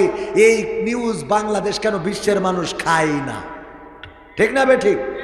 সংখ্যালঘু নির্যাতন হচ্ছে। আমি বললাম ওই যে আপনার এই কে যেন নাসিরউদ্দিন হোজ্জা অনেকদিন ধরে গরুর গোশ খায় না, তো 1 কেজি গরুর গোশ কিনে এনে স্ত্রী বলছে রান্না করো, অনেকদিন ধরে গরুর গোশ খাইনি, আজকে একটু খাবো, খুব কায়দা করে মজা করে রান্না, মশলা টশলা বাড়িয়ে দিও, আমি গোসলটা করে আসি। গোসল করে এসে স্ত্রী বলছে কই গোশত কই, নিয়ে আসো। স্ত্রী করিস কি, ও তো মেলা দিন খাইনি, আগের সময় মানুষ খুব খাতি পেত, ঠিক কিনা? 1 কেজি চাউলের ভাত খাওয়া কোনো ব্যাপার ছিল না, এরকম না? তো 1 কেজি গোশ ওইটা রান্না করি, উনি একটু 2-1 কান করে খাতি খাতি পুরো কড়াই শেষ। নাসিরউদ্দিন হোজ্জা আসার আগে সব শেষ। নাসিরউদ্দিন হোজ্জার বউ চিন্তা করছে কি করি বাঁচা যায় স্বামীর হাত থেকে। মহিলাদের একটু বুদ্ধি বেশি হয়, কি বেশি না? বেশি মানে শয়তানি বুদ্ধি বেশি হয়, ঠিক না বেঠে? বুদ্ধির শেষ নেই। মেয়ে প্রেম করে, বাড়ি নিয়ে আসে বয়ফ্রেন্ড, এই কার নিয়ে আইছিস? আম্মা আমার বয়ফ্রেন্ড, 3 মাস ধরে আমি লাইন করেছি। ও আব্বা ভালো আচ্ছা? ওরে আব্বা, এই কয় তোর বয়ফ্রেন্ড কি গাঁজা খায় নাকি? তো হ্যাঁ, তো তোর গাঁজাখোরের সাথে তো তোর আব্বা বিয়ে দেবে না, তাহলে কি করবা আম্মা? তুই নিয়ে পালাই যা, তুই নিয়ে পালাই যা, আমি দেখবা না কি করতে হয়, যা। কারণ ও গাঁজাখোরের সাথে দিত না। এইবার মেয়ের পাঠাই দিয়ে যেই মেয়ে চলি যায় বলে তোর খালার বলি রাখবান, আমি ফোন করি, তোর খালা বাড়ি উঠিস। হ্যাঁ, এইবার যেই মেয়ের বাপ বাড়ি আসে, ওরে অভিনয়, ও আল্লাহ কি জন্ম দে তুই চাও রে, আমার মুখি সুন কালি লাগায়ে কলে গেল গো, ও আল্লাহ আল্লাহ। ঠিক না বে ঠিক? ওর অভিনয়ের কাছে শেখ হাসিনা ফেল। পাঠাই দিয়ে আবার স্বামীর কাছে এমন ভাব করে ও কিছুই জানে না। আর দোষ হলে স্বামীর, কি জন্ম দে তুই চাও। ও 10 মিনিটই ওর দোষ হয়ে গেল সব। হ্যাঁ, কি জন্ম দে তুই চাও, ও আল্লাহ এ কি ক্ষতি করলো রে, আমার মেয়ে তো ওই রাম না, তো কি রাম? ফেরেশতা। কথা কয় না, ঠিক বলছি না? আমি ঠিক বলছি তো। এখন নাসিরউদ্দিন হোজ্জার বউ ও একটা বিড়াল গলায় দড়ি দিয়ে এই নিয়ে নাসিরউদ্দিন হোজ্জার সামনে দিয়ে বলছে কতদিন ধরে বললাম এই বিড়ালটা ফেলাই দিয়েছ, আজকে কি করতে করেছে? কি ও বিড়ালে সব গোশ খেয়েছে। নাসিরউদ্দিন হোজ্জাও ছিল খুব চালাক, ও বলছে তাহলে বিড়ালটা দাও, প্যাকেটে করে নিয়ে যায়। নিয়ে যেয়ে আপনাদের এখানকার কি বাজার বলেন আবার ভুলে গেছি, সালাইপুর বাজার। এই সালাইপুর বাজারে যেয়ে একজনের দোকানে মিটার মাপা, ওর ওখানে মিটারে দিয়ে বলছে আবার বিড়ালটা একটু ওজন দাও দিন। সুইচ অন করে ওজন দিয়ে দেখে বিড়াল কাটাই 1 কেজি। কয় কেজি? আবার বিড়াল বাড়ি ফেরত এনেছে। এই নিয়ে স্ত্রী বলছে এদিকে এসো। আচ্ছা কি বলছে, সত্যিই কি বিড়ালে গোশ খেয়েছে? হ্যাঁ, তুমি আমার বিশ্বাস করছো না? আমার তালাক দাও, আমি আরে ঘর করবো না। ও তো কাজ আছে খালি ওইটা, তালাক দাও, চলে যায়। এমন ভয় দেখায় মনে হয় ও ছাড়া আর মনে হয় পৃথিবীতে বিয়ে হবে না। চলে যাইয়ে দেখ আমরা কটা 1 রাতে 2টো বিয়ে করে নিয়ে আসবো।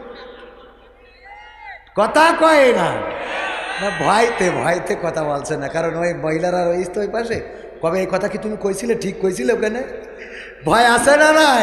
কবে ঠিক কি এই কথা তুমি কইছিলে, এটা কল, তারপরে ঘরে ঢুকবা। বিপদের শেষ নেই। রাজা বলছে এই রাজ্যে বউয়ের কথা মেনে চলো কারা, আর বউয়ের কথা মেনে চলো না, বউয়ের কথা মতো চলো না, নিজের মতো করে চলো কারা, তারা এক পাশে যাও। যারা বউয়ের কথা মেনে চলো তারা এক পাশে যাও। তো সবাই আমার বাপজান চিন্তা করলো আমু বউর কথা মতো চলি, এক পাশে উনি চলি, সব এক পাশে গেছে, ওয়ানলি ওয়ান পিস এক পাশে। বলতেছে রাজা বলছে যাক, তাও মা আমাদের রাজ্যের মান সম্মানটা বেঁচেছে যে একজন অন্তত আছে যে বউয়ের কথা মতো চলে না। তা বলছে না রাজামশাই আপনি ভুল বুঝেছেন। কেন? তা বলছে আমার বউ বলিছে যে এই পাশে লোক বেশি হয়ে যাবে ওই পাশে তুমি দাঁড়াবা না। তার মানে ও আমলের পরে আছে 3 ডবল, ঠিক না বেটে? এই জন্য এরা ঠিক বলতেও ভয় পাচ্ছে যে যদি বাড়ি যাওয়ার পরে বলে যে এই কথাই কি ঠিক। যাই হোক, এখন বলতেছে নাসিরুদ্দিন হোজ্জা ঠিক আছে আমি তোমার কথা বিশ্বাস করছি, কিন্তু আমার কথা হলো এই যে বিড়ালটা আমি ওজন দিলাম কাটাই কাটাই 1 কেজি, আমার প্রশ্ন হলো যে এইটা যদি সেই বিড়াল হয় তাহলে সেই 1 কেজি গোশ কই, 1 কেজি গোশ কই? আর এটা যদি গোশত হয় তাহলে বিড়াল কই? কথা কি বোঝা গেছে? কথা কি বোঝা গেছে? আমার কথা হলো আমার দাদা বাবুরা বললেন এই দেশে হিন্দু নির্যাতিত হচ্ছে, এই দেশে সংখ্যালঘু নির্যাতিত হচ্ছে, আর আমরা দেখলাম কোনো সংখ্যালঘু নয়, প্রথমে নির্যাতিত হয়েছে শেখ হাসিনা, তাকে এই দেশ থেকে বিতাড়িত করা হয়েছে, তারপরে নির্যাতিত হয়েছে আমাদের শামীম ওসমান হাফিজাহুল্লাহ, ওবায়দুল কাদের রাহিমাহুল্লাহ, সালমান এফ রহমান হাফিজাহুল্লাহ, মানিক, তারপরে ইনু মেনন দীপু মানিক, সব মুসলমান, একটাও আমরা পালাম না হিন্দু। নির্যাতন যেগুলো হচ্ছে মুসলমান না হিন্দু, কথা কয় না? আমার প্রশ্ন হইল যদি সংখ্যালঘু নির্যাতন হয় তাহলে নির্যাতন তো হচ্ছে শেখ হাসিনা, ওবায়দুল কাদের, ইনু মেনন দীপু মনি, শামীম ওসমান, সালমান এফ রহমান, মানিক, আরাফাত, ব্যারিস্টার সুমন, সব মুসলমান, আর ওরা বলে সংখ্যালঘু নির্যাতিত হচ্ছে। আমরা খুঁজে দেখলাম এই দেশে তো হিন্দুরা নির্যাতিত হচ্ছে না, তাহলে সংখ্যালঘু যদি হয় তাহলে ইরা নাকি? কথা কয় না? আবার ওরা যদি সংখ্যালঘু হয় তাহলে সব তো দেখি মুসলমান, তাহলে মুসলমান করে গেল। কথা কি বোঝা গেছে? নির্যাতিত তো হচ্ছে সব মুসলমান। এই দেশে এই ইউনিয়নে যে চেয়ারম্যান ছিল আওয়ামী লীগ, সে কি এলাকায় আছে? মুসলমান না হিন্দু?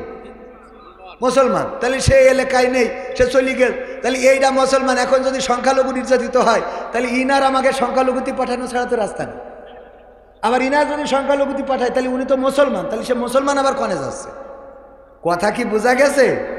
আমি চাই সাংবাদিকে সত্য কথা লিখুক সবে, আমি চাই চ্যানেলগুলো সত্য প্রচার করুক ভাবে, আমি চাই দাদার দেশের চ্যানেলগুলো বন্ধ হবে, আমি চাই ইসলামী টিভি চ্যানেল খোলা রবে, আমি চাই দাদার দেশের চ্যানেলগুলো বন্ধ হবে, আমি চাই ইসলামী টিভি চ্যানেল খোলা রবে, আমি চাই বাংলাদেশে কাঁদবে না আর কেউ তো দুঃখে, আমি চাই প্রতিটা মানুষ মিলে মিশে থাকবে সুখে, আমি চাই বন্ধ হবে সুদার ঘুষের লেনা দেনা, আমি চাই যোগ্য যুবক দেশ দশের বোঝা হবে না, আমি চাই বন্ধ হবে সুদার ঘুষের লেনা দেনা, আমি চাই যোগ্য যুবক দেশ দশের বোঝা হবে না, আমি চাই খুন খারাপি হবে না কবু আমার দেশে, আমি চাই গড়বে এ দেশ ভাইয়ে ভাইয়ে ভালোবেসে, আমি চাই খুন খারাপি হবে না কবু আমার দেশে, আমি চাই গড়বে এ দেশ ভাইয়ে ভাইয়ে ভালোবেসে, আমি চাই বাংলাদেশে কাঁদবে না আর কেউ তো দুঃখে, আমি চাই প্রতিটা মানুষ মিলে মিশে থাকবে সুখী, আমি চাই আলেম যারা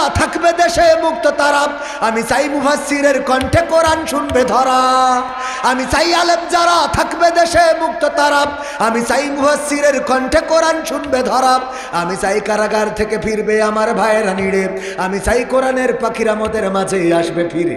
আসছে না? আসছে কিনা? ডক্টর মিজানুর রহমান ফিরেছেন রফিকুল ইসলাম মাদানী ফিরেছেন, মামুনুল হক ফিরেছেন, আমির হামজা, সবাই ফেরে, কিন্তু কোরআনের পাখি আর ফিরবে? কোরআনের পাখি আর ফিরবে না। উনি যদি, উনার আকাঙ্ক্ষা ছিল যে আর একটা বার যদি বাংলাদেশে কোরআনের ময়দানে যেতে পারতাম, আর একটা বার যদি কোরআনের তাফসির শোনাতে পারতাম, এই আকাঙ্ক্ষা এই আক্ষেপ নিয়েই বিদায় নিতে হয়েছে। যারা এই ষড়যন্ত্র করে কোরআনের পাখিকে কারারুদ্ধ করে রেখেছিল, শুধু তাই নয় 13টা বছর পরে তাকে বের করে নিয়ে যে চিকিৎসার নামে ইনজেকশন পুশ করে শহীদ করেছে, আল্লাহর কসম তাদের স্বাভাবিক মৃত্যু এই বাংলার জমিনে হবে না। তাদের স্বাভাবিক মৃত্যু বাংলার মানুষ দেখতে চায় না। কারণ যারা আমাদের কোরআনের খাদেমদেরকে তাদের উপরে এতটাই জুলুম করেছে, আহারে একটু মায়া হয় নাই? যেই সুললিত কণ্ঠস্বর শুনে অসংখ্য হিন্দু, বৌদ্ধ, খ্রিস্টান ইসলামের আলোয় আলোকিত হয়েছে, সেই মানুষটাকে 13টা বছর কারাগারে রেখে ক্ষান্ত হয় নাই, বরং তাকে নিশ্চিহ্ন করেছে। তাদের ভয় ছিল জনপ্রিয়তার। কি প্রিয়তার? যার জনপ্রিয়তা যত, তার নামে মামলা তত। ভাইয়েরা আমার, কথা বলতে গেলে সময় চলে যাবে, সময় তো শেষ। আর অল্প একটু কথা থাকবেন না ইনশাআল্লাহ? আর একটু শোনাবো? থাকবেন কারা কারা? দেখতে চায়। নারায়ে তাকবীর, নারায়ে তাকবীর। আল কোরআনের আলো, আল হাদিসের আলো, আমার নেতা তোমার নেতা, লিল্লাহি তাকবীর। ওগো আমার ভাইয়েরা, পবিত্র কোরআনের সূরা তাহার 55 নম্বর আয়াতে কারিমা তেলাওয়াত করেছিলাম।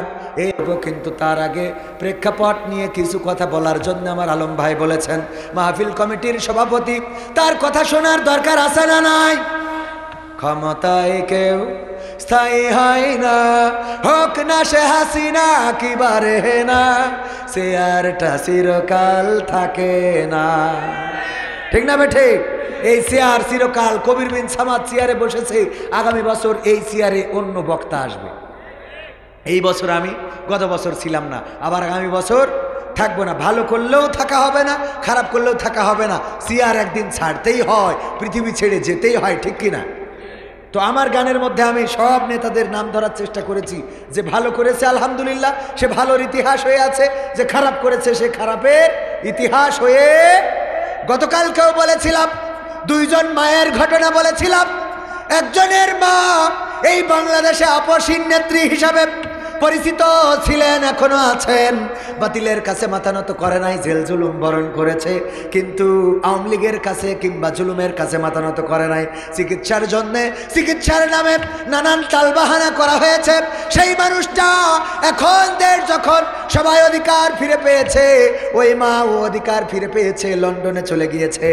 7-8 বছর পরে তারেক জিয়ার সাথে দেখা হয়েছে না হয় নাই? মা সন্তানের এই মুলাকাত, আল্লাহ রাব্বুল আলামিন এই মুলাকাতকে কবুল করে নিন।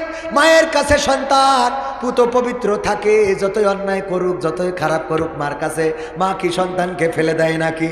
না, সন্তানকে ফেলে দেয় না। ওগো আমার ভাইয়েরা, বেগম খালেদা জিয়া চলে গিয়েছেন লন্ডনে সন্তানের কাছে চিকিৎসার জন্যে। আর একজন মায়ের খবর অনেকেই জানে না, গতকালকে তার খবরটাও এসেছিল নয়া দিগন্ত পত্রিকায়। আব্দুল্লাহিল আমান আজমি নাম শুনেছেন? আব্দুল্লাহিল আমান আজমি ব্রিগেডিয়ার জেনারেল, নাম শুনেছেন অনেকেই। গোলাম আজমের নাম তো সবাই শুনেছেন। গোলাম আজমের সন্তান, 6টা পুত্র সন্তানের মধ্যে একজন আব্দুল্লাহিল আমান আজমি। এই লোকটা শুধুমাত্র গোলাম আজমের সন্তান হওয়ার কারণে তার উপরে জুলুম নির্যাতন এতটাই করা হয়েছে, চাকরি থেকে বহিষ্কার করেই ক্ষান্ত হয় নাই, তাকে বরখাস্ত করেই ক্ষান্ত হয় নাই। এই মানুষটাকে গ্রেপ্তার করেছে, গুম করেছে জেলখানা। ওই গুম থাকা অবস্থায় এনএসআই ডিজিএফআই এর কাছে লিখেছিল যে আমি বেঁচে আছি, আমার মা আমার স্ত্রীর কাছে অন্তত এই খবরটা পৌঁছে দেন। কিন্তু সেই খবরটা পৌঁছানো হয় নাই। তার মা মারা গেছে। জেলখানা থেকে গুম হওয়া থেকে যখন বের হয়েছে, হওয়ার পরে শুনলেন মা জননী বেঁচে নাই। মায়ের কবরের কাছে গিয়েছেন, কবরের কাছে দাঁড়িয়ে স্ট্যাটাসে লিখেছেন, কবরের কাছে দাঁড়িয়ে মনে হলো আবার যদি মায়ের কোলের মধ্যে ছোটবেলার মতো ঘুমিয়ে যেতে পারতাম। আমার মনে হচ্ছিল কবরটা ফাঁকা করে মায়ের কাছে ঢুকে যায়। আমার মা জননী জানতেই পারলো না আমি বেঁচে আছি নাকি মারা গেছি। জানতেই পারলো না আমি বেঁচে আছি নাকি মারা গেছি। বছরের পর বছর পথ চেয়েছিলেন, হয়তো সন্তান ফিরে আসবে, না হয় শুনতে পাবো সন্তান বেঁচে নাই।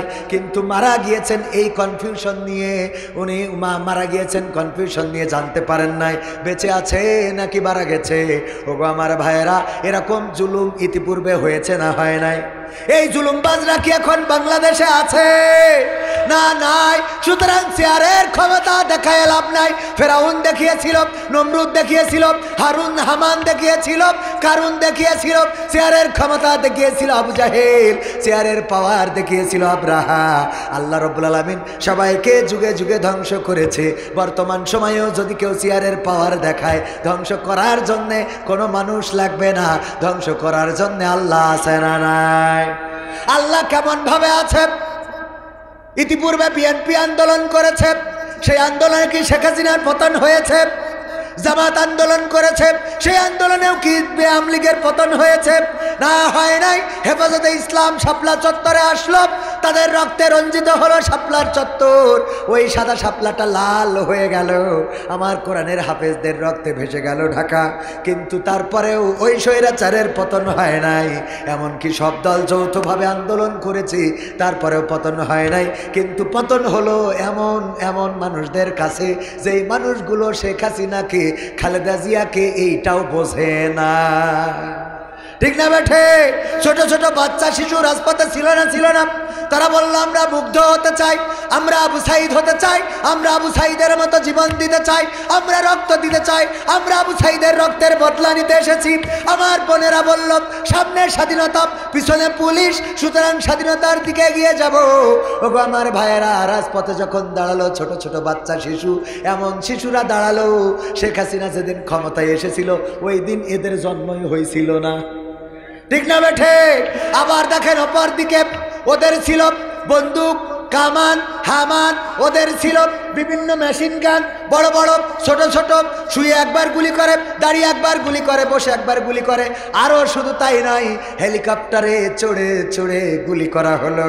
ওগো আমার ভাইয়েরা, ছাদের উপরে ছোট বাচ্চা শিশুরা খেলে, ওরা হেলিকপ্টার দেখার জন্য ছাদের উপরে উঠেছে, ছাদের উপরে উঠলো আর গুলি করা হলো। বাচ্চা শিশু ওই ছাদের উপরে ছটফট করে মারা গেল।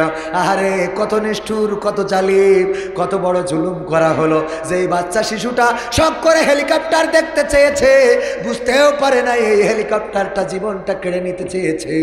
এটা যেন আল্লাহর নবীর জামানায় দাহিয়াতুল কালবি নামের একজন সাহাবা ছিলেন। সবাই জানেন, ইসলাম কবুল করার পরে খুব করে কান্নাকাটি করেছেন। আল্লাহর রাসূল সাল্লাল্লাহু আলাইহি সাল্লাম বললেন, ওগো দাহিয়াতুল কালবি, এত কান্নাকাটি করো কেন? দাহিয়াতুল কালবি বললেন, ওগো নবী, আমি তো ইসলাম কবুল করলাম, আমার গুনাহ কি সব মাফ হয়ে গেল নাকি? আল্লাহর নবী বলে, তোমার পিছনের সব গুনাহ ক্ষমা হয়ে গেছে। আল্লাহর নবীকে বললেন, আমার ভয় হয় আমার জীবনের একটা গুনাহ আল্লাহ ক্ষমা করবেন না। আল্লাহর নবী, বিশ্ব নবী সাল্লাল্লাহু আলাইহি সাল্লাম বললেন, কোন গুনাহ? তোমার কি এমন গুনাহ আছে আমাকে কি বলা যাবে যেই গুনাহটার জন্য তুমি ভয় পাও আল্লাহ ক্ষমা করবেন না? দাহিয়াতুল কালবি বললেন, ওগো বিশ্ব নবী, আমার একটা কন্যা সন্তান, আমার স্ত্রী যখন গর্ভবতী ছিল, আমি আমার স্ত্রী গর্ভবতী থাকাকালীন বিদেশে গেলাম ব্যবসার জন্য। আমি ব্যবসার কাজে বাইরে গেলাম, আমার স্ত্রী গর্ভবতী, আমার কাছে খবর আসলো আমার একটা সন্তান হয়েছে, তবে সে মারা গিয়েছে, অথবা মৃত সন্তান জন্মগ্রহণ করেছে, ভূমিষ্ঠ হয়েছে। আমি যখন 3-4 বছর 5 বছর পরে বাড়িতে আসলাম, আসার পরে দেখি আমার বাড়িতে একটা ফুটফুটে কন্যা সন্তান ঘুরে বেড়ায়। আমি বললাম, এই সন্তানটা কার? বলল, এটা হলো তোমার সেই সন্তান যেটা তুমি গর্ভে রেখে গিয়েছিলে। তাইলে আমাকে মিথ্যা কেন বলেছিলে?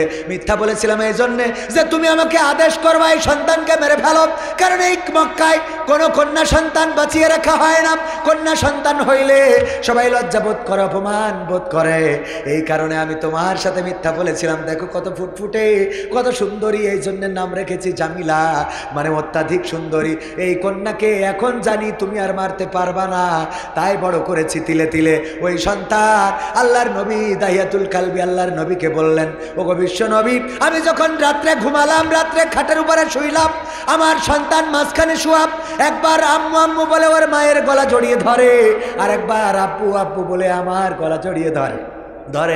আর আমি রাত্রে চিন্তা করতে লাগলাম, এই সন্তানকে তো বাঁচিয়ে রাখা যাবে না। মক্কার মানুষ আমাকে বলবে, ওই যে দেখো কন্যা সন্তানের বাবা হেঁটে যায়, ওই যে দেখো অমুকের মেয়ে, অমুকের মেয়ে আছে, অমুকের মেয়ে আছে, এই কথা বলবে। এই চিন্তা করে আমি চিন্তা করলাম, এই সন্তানকে বাঁচিয়ে রাখবো না। পরের দিন স্ত্রীকে বললাম, স্ত্রী সন্তানকে গুছিয়ে দাও। কতটা বছর বাইরে থেকে আসলাম, আত্মীয়ের বাড়িতে বেড়াতে যাওয়া হয় না, আমি আমার সন্তানকে নিয়ে আত্মীয়ের বাড়িতে যাব। আমার স্ত্রী সরল মনে মেয়েকে গুছিয়ে দিল। আমি তাকে নিয়ে ছুটে চললাম নিরাপদ জঙ্গলের দিকে, নিরাপদ গন্তব্যের দিকে। যখন আমি যাইতেছি, মাঝে মাঝে আমার সন্তান পিছনে পড়ে যায়, আব্বু আব্বু বলে ডাক দিয়ে দৌড়ে এসে আমার আবার জড়িয়ে ধরে, আবার পিছনে পড়ে যায়, আবার আব্বু আব্বু বলে ডাক দিয়ে সামনে এসে জড়িয়ে ধরে। এমনি করে করে যখন আমি গন্তব্যে পৌঁছে গেলাম, আমি আমার কন্যাকে বললাম ওইদিকে যাও খেলো। আমি গর্ত খোঁড়া শুরু করে দিলাম, গর্ত খোঁড়া হয়ে গেল। আমার সন্তান গর্ত যখন খুঁড়ছিলাম, বারবার আসে, আমার দাড়িতে ধুলা লেগে যায়, ধুলাগুলো ছেড়ে দেয় আর বলে ওগো বাবা এত কষ্ট কেন করো, এত কষ্ট করার কোনো দরকার নাই। আমি আমার সন্তানের সেই মায়া মহব্বতের সেই কথাগুলো এখনো শুনতে পাই। এরপরে গর্ত খনন করা যখন হয়ে গেল, সন্তানকে ডাকলাম আসো গর্তের মধ্যে দেখো মা। গর্তের কাছে যখন আসলো, আমি তারা হাত পা বেঁধে ফেললাম। সন্তান কান্নাকাটি শুরু করে দিল, ওগো বাবা কেন আমার হাত পা বাঁধা হয়, কি এমন অপরাধ করেছি আমি, হাত পা বেঁধে গর্তের মধ্যে ক্ষেপণ করে দিলাম। সন্তান চিৎকার করে বলল বাবা গো বাঁচতে দাও, মেরো না গো বাবা, আমার মায়ের কাছে যেতে দাও, যদি তোমাকে বাবা ডাকা অপরাধ হয়ে থাকে আর কখনো ডাকবো না।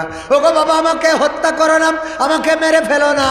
আমি তার কোনো কথা শুনলাম না, একটা পাথর নিলাম আর আমি তার বুক বক্ষ বরাবর মেরে দিলাম। পাথরটা বুকের উপরে পড়লো, চারিদিক দিয়ে রক্ত ফিনকি দিয়ে বের হয়ে গেল, আর মুখ থেকে একটা আওয়াজ ভেসে আসলো, আব্বা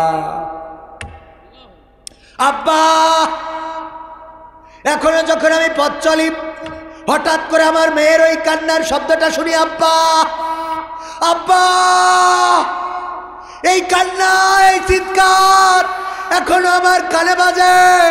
ওগো বিশ্বনবী, আমার ভয় হয় আল্লাহ আমার জীবনের সব গুনাহ ক্ষমা করলেও এমন বড় অপরাধ আল্লাহ ক্ষমা করবেন না।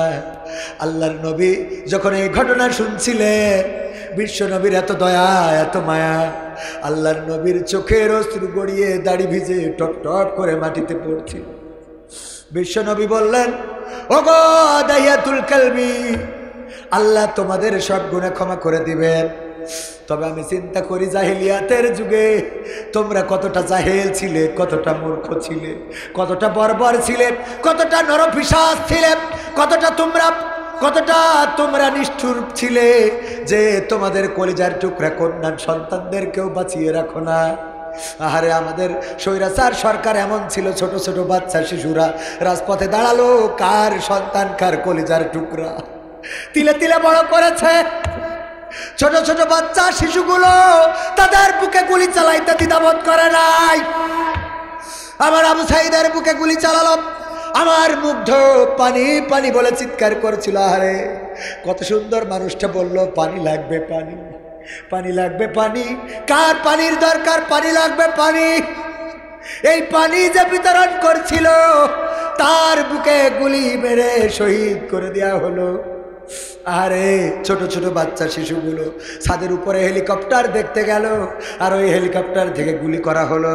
আর ছোট ছোট বাচ্চা শিশু, হিন্দুর সন্তান পর্যন্ত মারা গিয়েছে। ছোট বাচ্চা শিশুরা, কলিজার টুকরারা, যারা ঘর মাতিয়ে রাখে, যারা একবার আব্বুকে ডিস্টার্ব করে, আঞ্জালা করে, আব্বু আব্বু বলে আব্বুকে বিরক্ত করে, আর একবার আব্বুকে বিরক্ত করে। এই বিরক্ত না করলে বাড়িটা আনন্দে থাকতো না, বলেন ঠিক কিনা? এই বাচ্চা শিশুগুলো শহীদ করে দেওয়া হলো, এত জুলুম করা হলো। এরপরেও আবার আমাদের নেত্রীরা বলল যে আমরা উপর থেকে গুলি ছুড়ি নাই, পানি ছুড়েছি। তার মানে ওদের কাছে গুলিটা হলো পানির মতো, ঠিক না ঠিক? ওদের কাছে বন্দুকের গুলি পানি।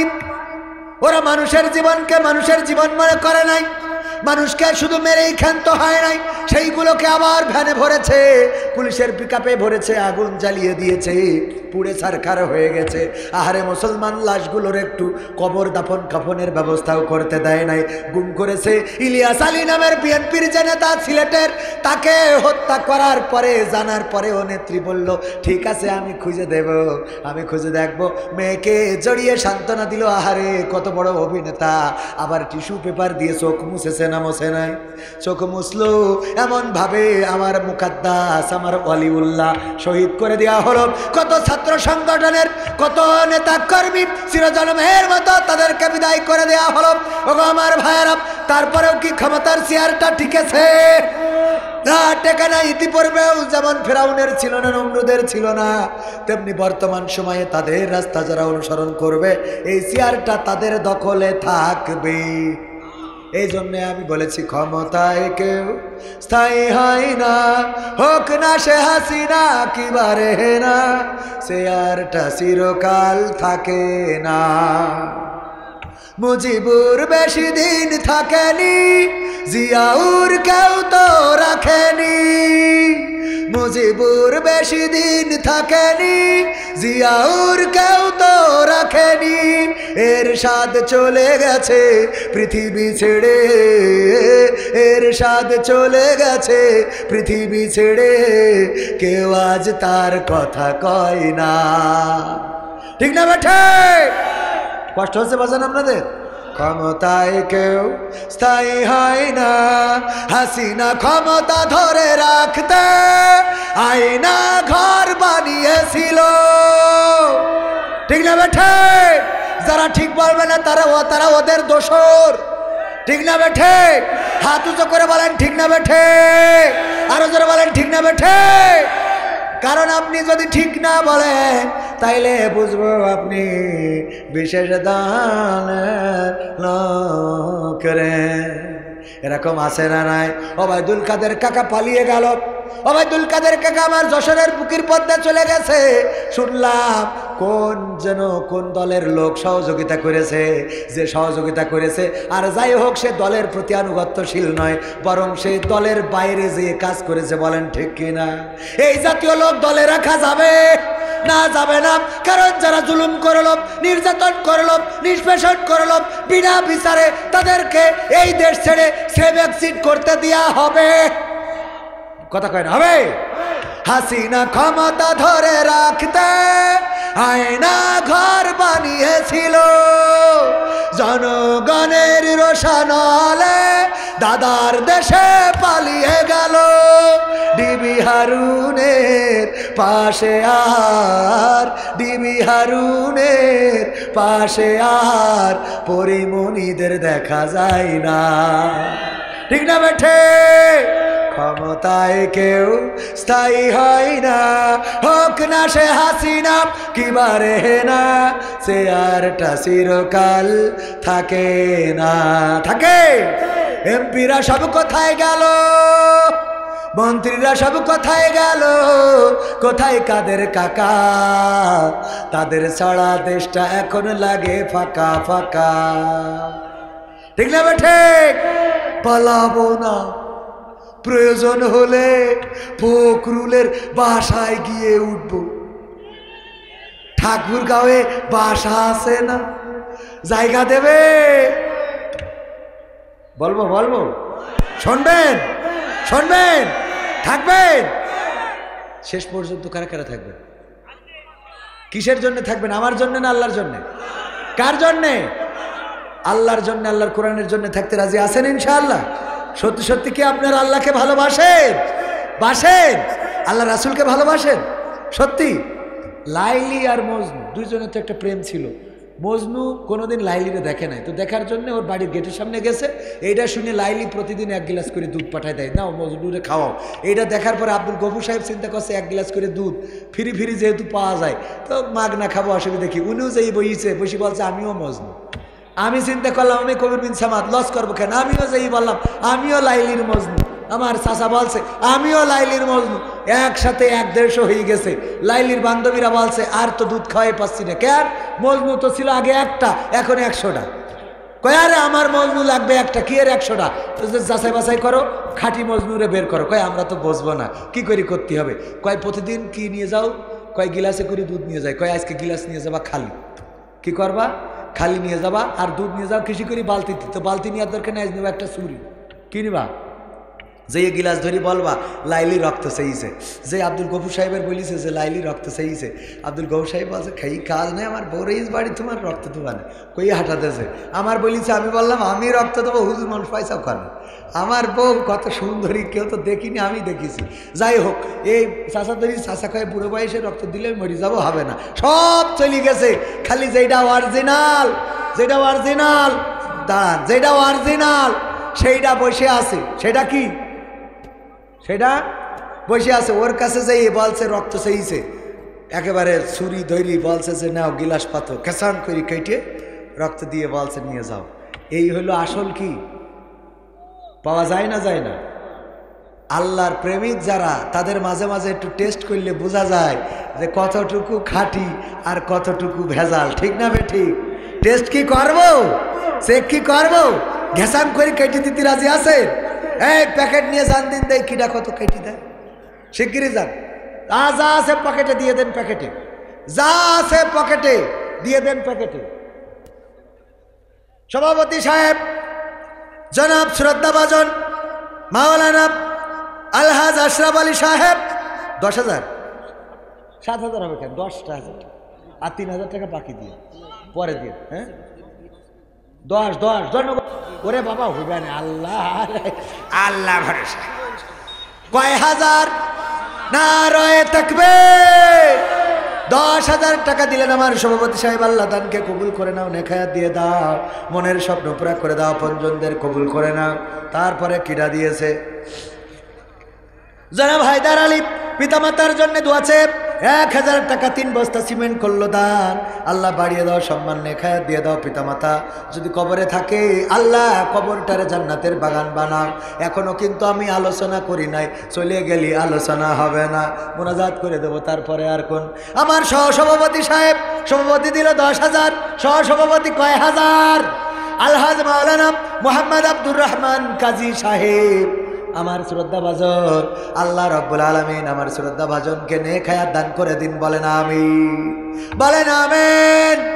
ও আমার ভাইরা আর কারা আছেন তাড়াতাড়ি আমার ভাইজানেরা একটু আল্লাহর রাস্তায় দিতে হবে। আমার ভাইজান বিশেষ করে নাম জনাব এনামুল হক মোল্লা, তাই তো? এনামুল হক মোল্লা লিল্লাহে তাকবীর 2,000 টাকা নগদ করল দান। আমার লেখা বই আছে, আমার যত গান আমি গাই সব গানের বই, পাশাপাশি কুইজের বই, প্রশ্নোত্তর পর্ব আপনারা চাইলে সংগ্রহ করতে পারেন। সহসভাপতি 1,000 এটা কি হবে? হ্যাঁ সভাপতি যদি দেয় 10,000, সহসভাপতি কয় হাজার? 5,000। আমার তো দোষ না, মানছে বলে একটু অভাব যাচ্ছে, কমাই দিলাম 3,000 টাকা দিক, 2,000 বাকি। না রয়ে তাকবীর।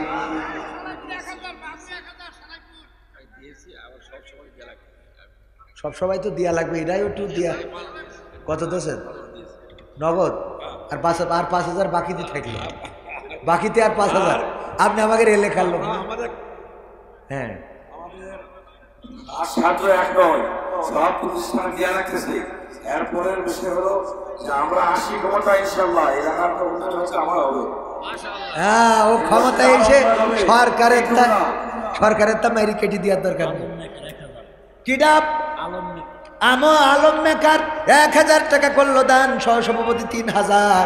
আল্লাহ দানকে কবুল করে নাও, নেখায়াত দিয়ে দাও, মনের স্বপ্ন পুরা করে দাও, আপনজনদের কবুল করে নাও। তারপরে আর কিডা তাড়াতাড়ি কিডাপ সিমেন্ট দেওয়ার মতো এই মাদ্রাসার জন্য দেখেন, ওই যে বলেছিলাম আল্লাহর মজনু কারাম, আল্লাহর মজনু যারা বসে থাকবে তারা কে?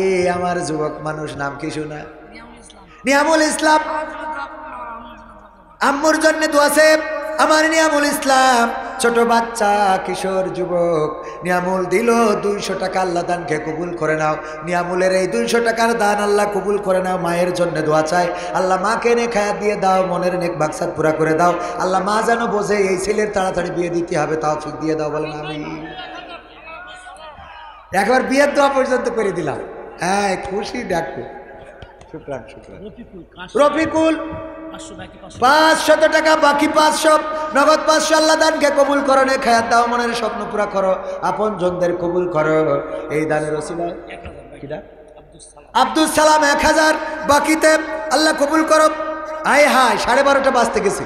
এই যে দেখেন আলোচনা আমি বলে দিই দাওয়াত নেওয়ার সময় 10টায় দিলে 2 ঘন্টা কমপ্লিট ভালো করে কথা বলা যায়। দেবে দেরি করে আবার বলবে হুজুর কালেকশন করে, কনে যাবো কন? এর না করলে আবার যাওয়ার সময় টাকা দেবেন। আব্দুল মালিক 2 মণ আলু। হ্যাঁ আলু দরকার আমাদের, খুব আলুর দাম, এদিকে তো আলুর দাম কম। না রয়ে থাকবে আব্দুল মালিক কয় মণ আলু? 2 মণ আলু করলো দান, বাড়িয়ে দাও সম্মান। আল্লাহ তুমি দয়া করে যত ফসল দিবা সেই ফসলের বাইরে 2 মণ আলু দান করে দাও, এই তৌফিক তো তোমার আছে গো আল্লাহ। তুমি দয়া করে আমার ভাইজানের চাষাবাদে বরকত দান করে দাও, বলেন আমিন। তারপরে আর কেউ মায়ের জন্যে, বাবার জন্যে, মা নাই বাবা নাই, 1 মণ 2 মণ আলু, 1 ব্যাগ 2 ব্যাগ সিমেন্ট দেওয়ার মতো কেউ যদি থাকেন দিতে পারেন ভাইরা আমার। আর কোন আল্লাহর বান্দা আছেন নাকি? আছেন?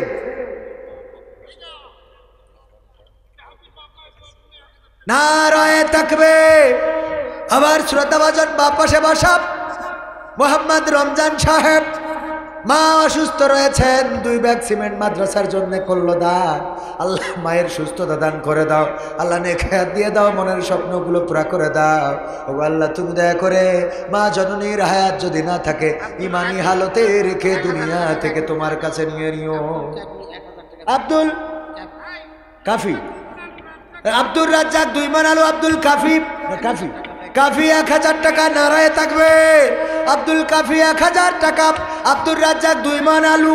আল্লাহ দানকে কবুল করে নাও, নেক হায়াত দান করে দাও, মনের স্বপ্ন পুরা করে দাও।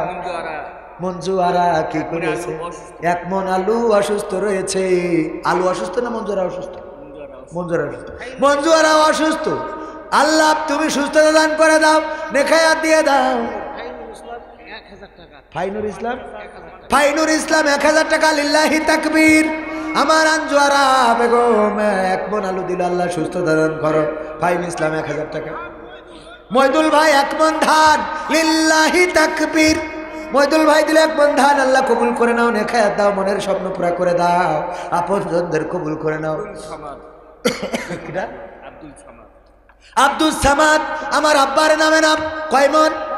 2 মণ আলু। লিল্লাহি তাকবীর। এত আলু আমার কিছু পাঠাই দিয়েন যশোরে। আল্লাহ এত আলু এই অঞ্চলে হয়, 2 মণ 2 মণ করে দিল। আল্লাহ দানকে আপনার শ্বশুর, আমার মুজাফফর ভাইয়ের শ্বশুর। নারায়ে তাকবীর। মুজাফফর ভাইয়ের শ্বশুর আমার, তালি মুজাফফর ভাইয়ের শ্বশুর আমার কি হয়? কি কি আব্দুল সাদেক, সাদেক ভাই, হ্যাঁ সাদেক ভাই, না ভাই হবে না, তাওই হবে। আব্দুল সাদেক তাওই। কয় মণ? 2 মণ আলু দিল আমার ভাইজানের শ্বশুর। আল্লাহ দানকে কবুল করে নাও, নেক হায়াত দিয়ে দাও, মনের স্বপ্ন পুরা করে। আমিনুর মাস্টার বাসকুর, আমিনুর বাসকুর 2 বস্তা সিমেন্ট। এই মুজাফফর ভাই, শ্বশুর যখন 2 বস্তা আলু দিলে, আপনিও দুই শ্বশুর জামাই 2 ভাই মিলেতে আরো 2 বস্তা দেন। হ্যাঁ আসি তা 2 বস্তা বলেন, একটু দোয়া করে যায় মুসাফির মানুষ। নারায়ে তাকবীর, নারায়ে তাকবীর। আমার ভাইজান মুজাফফর ভাই শ্বশুর 2 বস্তা দিল। হ্যাঁ 5, ওটা আলু আলাদা পাগল। আলু না থাকলে আপনি মাঠে রাত্রি যাই আরেকজনের তো তুলে নিয়ে আসবেন। আলু ফাতেমা 2 বস্তা সিমেন্ট। নবীর কন্যার নামে নাম। আল্লাহ ফাতেমা রাদিয়াল্লাহু তাআলা আনহার সাথে হাসর করে দিও। আমার মুজাফফর ভাই আগে দিয়েছে 5000, পরে দিল আরো 2 বস্তা আলু। আল্লাহ দানকে কবুল করে নাও, নেক হায়াত দাও, মনের স্বপ্ন পুরা করে দাও, আপনজনদের কবুল করো। মুস্তারি, নারায়ে তাকবীর। মুস্তারি 2 মণ আলু। আল্লাহ দানকে কবুল করো, ব্যবসায় বরকত দান করো, আল্লাহ বিজনেসে বরকত দাও, আল্লাহ ক্ষেত খামারে বরকত দাও, আল্লাহ চাষাবাদে বরকত দাও, আল্লাহ সন্তান সন্তানিতে বরকত দাও। ও আল্লাহ তুমি দয়া করে পরিবার পরিজনকে কবুল করে নাও, আপনজন যারা কবরে ক্ষমা করে দাও, বলেন আমিন। আর কেউ, আর কেউ তাড়াতাড়ি, আর কেউ কি আছেন? আর কেউ? আমি মুসাফির মানুষ, আল্লাহর নবীর ঘরে যদি দান করেন ক্ষতি হবে না। আমার আলম ভাই কত কষ্ট করে, আপনার নাম ধরে আমি একটু দোয়া করতে চাইলাম। হ্যাঁ শেষবারের মতো কবিতা আপনারা ফাঁকা করে দিলে। ভালো একটা কবিতা। ওরে বাবা, হ্যাঁ হরন্তাপ কামরুল চৌধুরী 1000 টাকা নগদ করলো দান। আমার আলম ভাই একটু কিছু বলেন, একটু দোয়া করি না আমরা ধরি।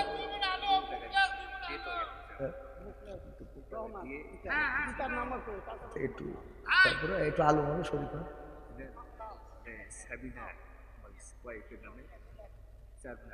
হ্যাঁ মাশাআল্লাহ, নারায়ে থাকবে। আমার ভাইজান বললো আমার আর দিয়ার কায়দা নেই, এখন যা দেবে আমার বউ দেবে। বউয়ের নাম সাবিনা, ওয়াইফের নামে, স্ত্রীর নামে 4 মণ আলু দান করলেন। আল্লাহ দানকে কবুল করে নাও বলেন আমি। ওয়াইফের নামে দিল 4 মণ, কিডা? মুখলেস ভাই 2 মণ আলু, মুখলেস ভাই দিল 2 মণ আলু।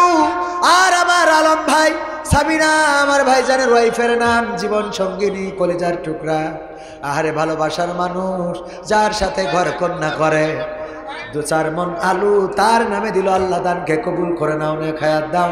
আল্লাহ এই ভালোবাসায় বারাকা দান করে দাও, পরকালে জান্নাতে একসাথে সাথী করে দিও বলেন আমিন। আর কেউ আফরোজা,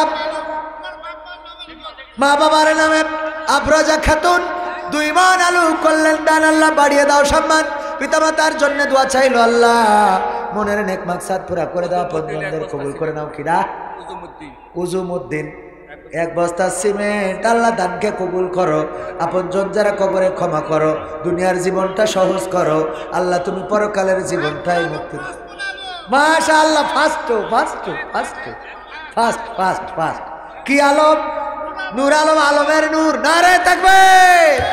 আমার নূর আলম ভাই সবার উপরে চলে গেল। আমার সাবিনা ভাবি চিন্তা করিলাম মনে হয় ফার্স্ট, কিন্তু না, তারেও ছাড়াই গেল 5 মণ আলু। আল্লাহ দানকে কবুল করো, নে খায়াত দাও। আল্লাহ তুমি দয়া করে চাষাবাদে বরকত দিয়ে দাও।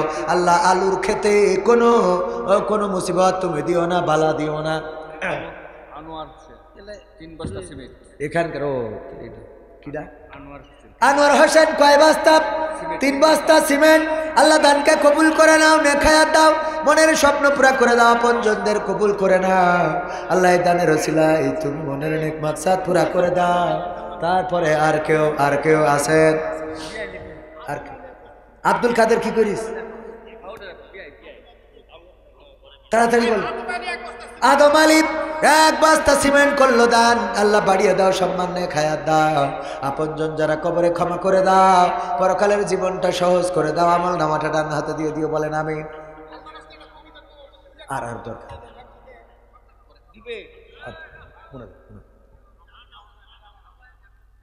ওয়াহেদ, আব্দুল ওয়াহেদ 1 বস্তা সিমেন্ট। আল্লাহ দানকে কবুল করো, দেখায় দাও। মনের স্বপ্ন পুরা করো, আপনজনদের কবুল করো। আপনারা যদি থাকতেন আমি রাত 1টা বাজাতাম, আরো আধা ঘন্টা করে দিতাম, কিন্তু চাইলাম টাকা করে দিলেন ফাঁকা। টাকায় আমায় মানুষ চিনাইছি, ওরে টাকায় আমায় মানুষ চিনাইছি। এই টাকার জন্যে কত ছেলে বিদেশে গিয়েছে, টাকার জন্যে কত ছেলে বিদেশে গিয়েছে। টাকায় আমায় মানুষ চিনাইছি, ওরে টাকায় আমায় মানুষ চিনাইছি। টাকার জন্যে বিদেশে গিয়ে কষ্ট করিলাম, কত জনের কত কথা আমরা শুনিলাম, ভাইরে আমরা শুনিলাম। এই টাকার জন্য সোনার দেহ, এই টাকার জন্য সোনার দেহ নষ্ট হইতাছে। টাকায় আমায় মানুষ চিনাইছে, ওরে টাকায় আমায় মানুষ চিনাইছে, টাকায় আমায় মানুষ চিনাইছে, ওরে টাকা। আবু তালেব কি করেছে? আবুল কালাম বিয়ে করিস 5,000 টাকা দিয়ে। নারায়ে তাকবীর। আবুল কালাম কয় হাজার? 5,000 টাকা করলো দান। আল্লাহ বাড়িয়ে দাও সম্মান, নে খায়াত দিয়ে দাও। মনের স্বপ্নগুলো পুরা করে দাও, আপনজনদের কবুল করে নাও। আল্লাহ দানের ওসিলায় পরিবার পরিজনকে ভালো রাখো বলেন আমিন।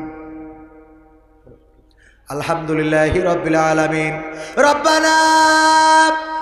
রব্বানা যালামনা আনফুসানা وإن لم تغفر لنا وترحمنا لنكونن من الخاسرين. ربنا آتنا في الدنيا حسنة وفي الآخرة حسنة وقنا عذاب النار. الله গভীর রাত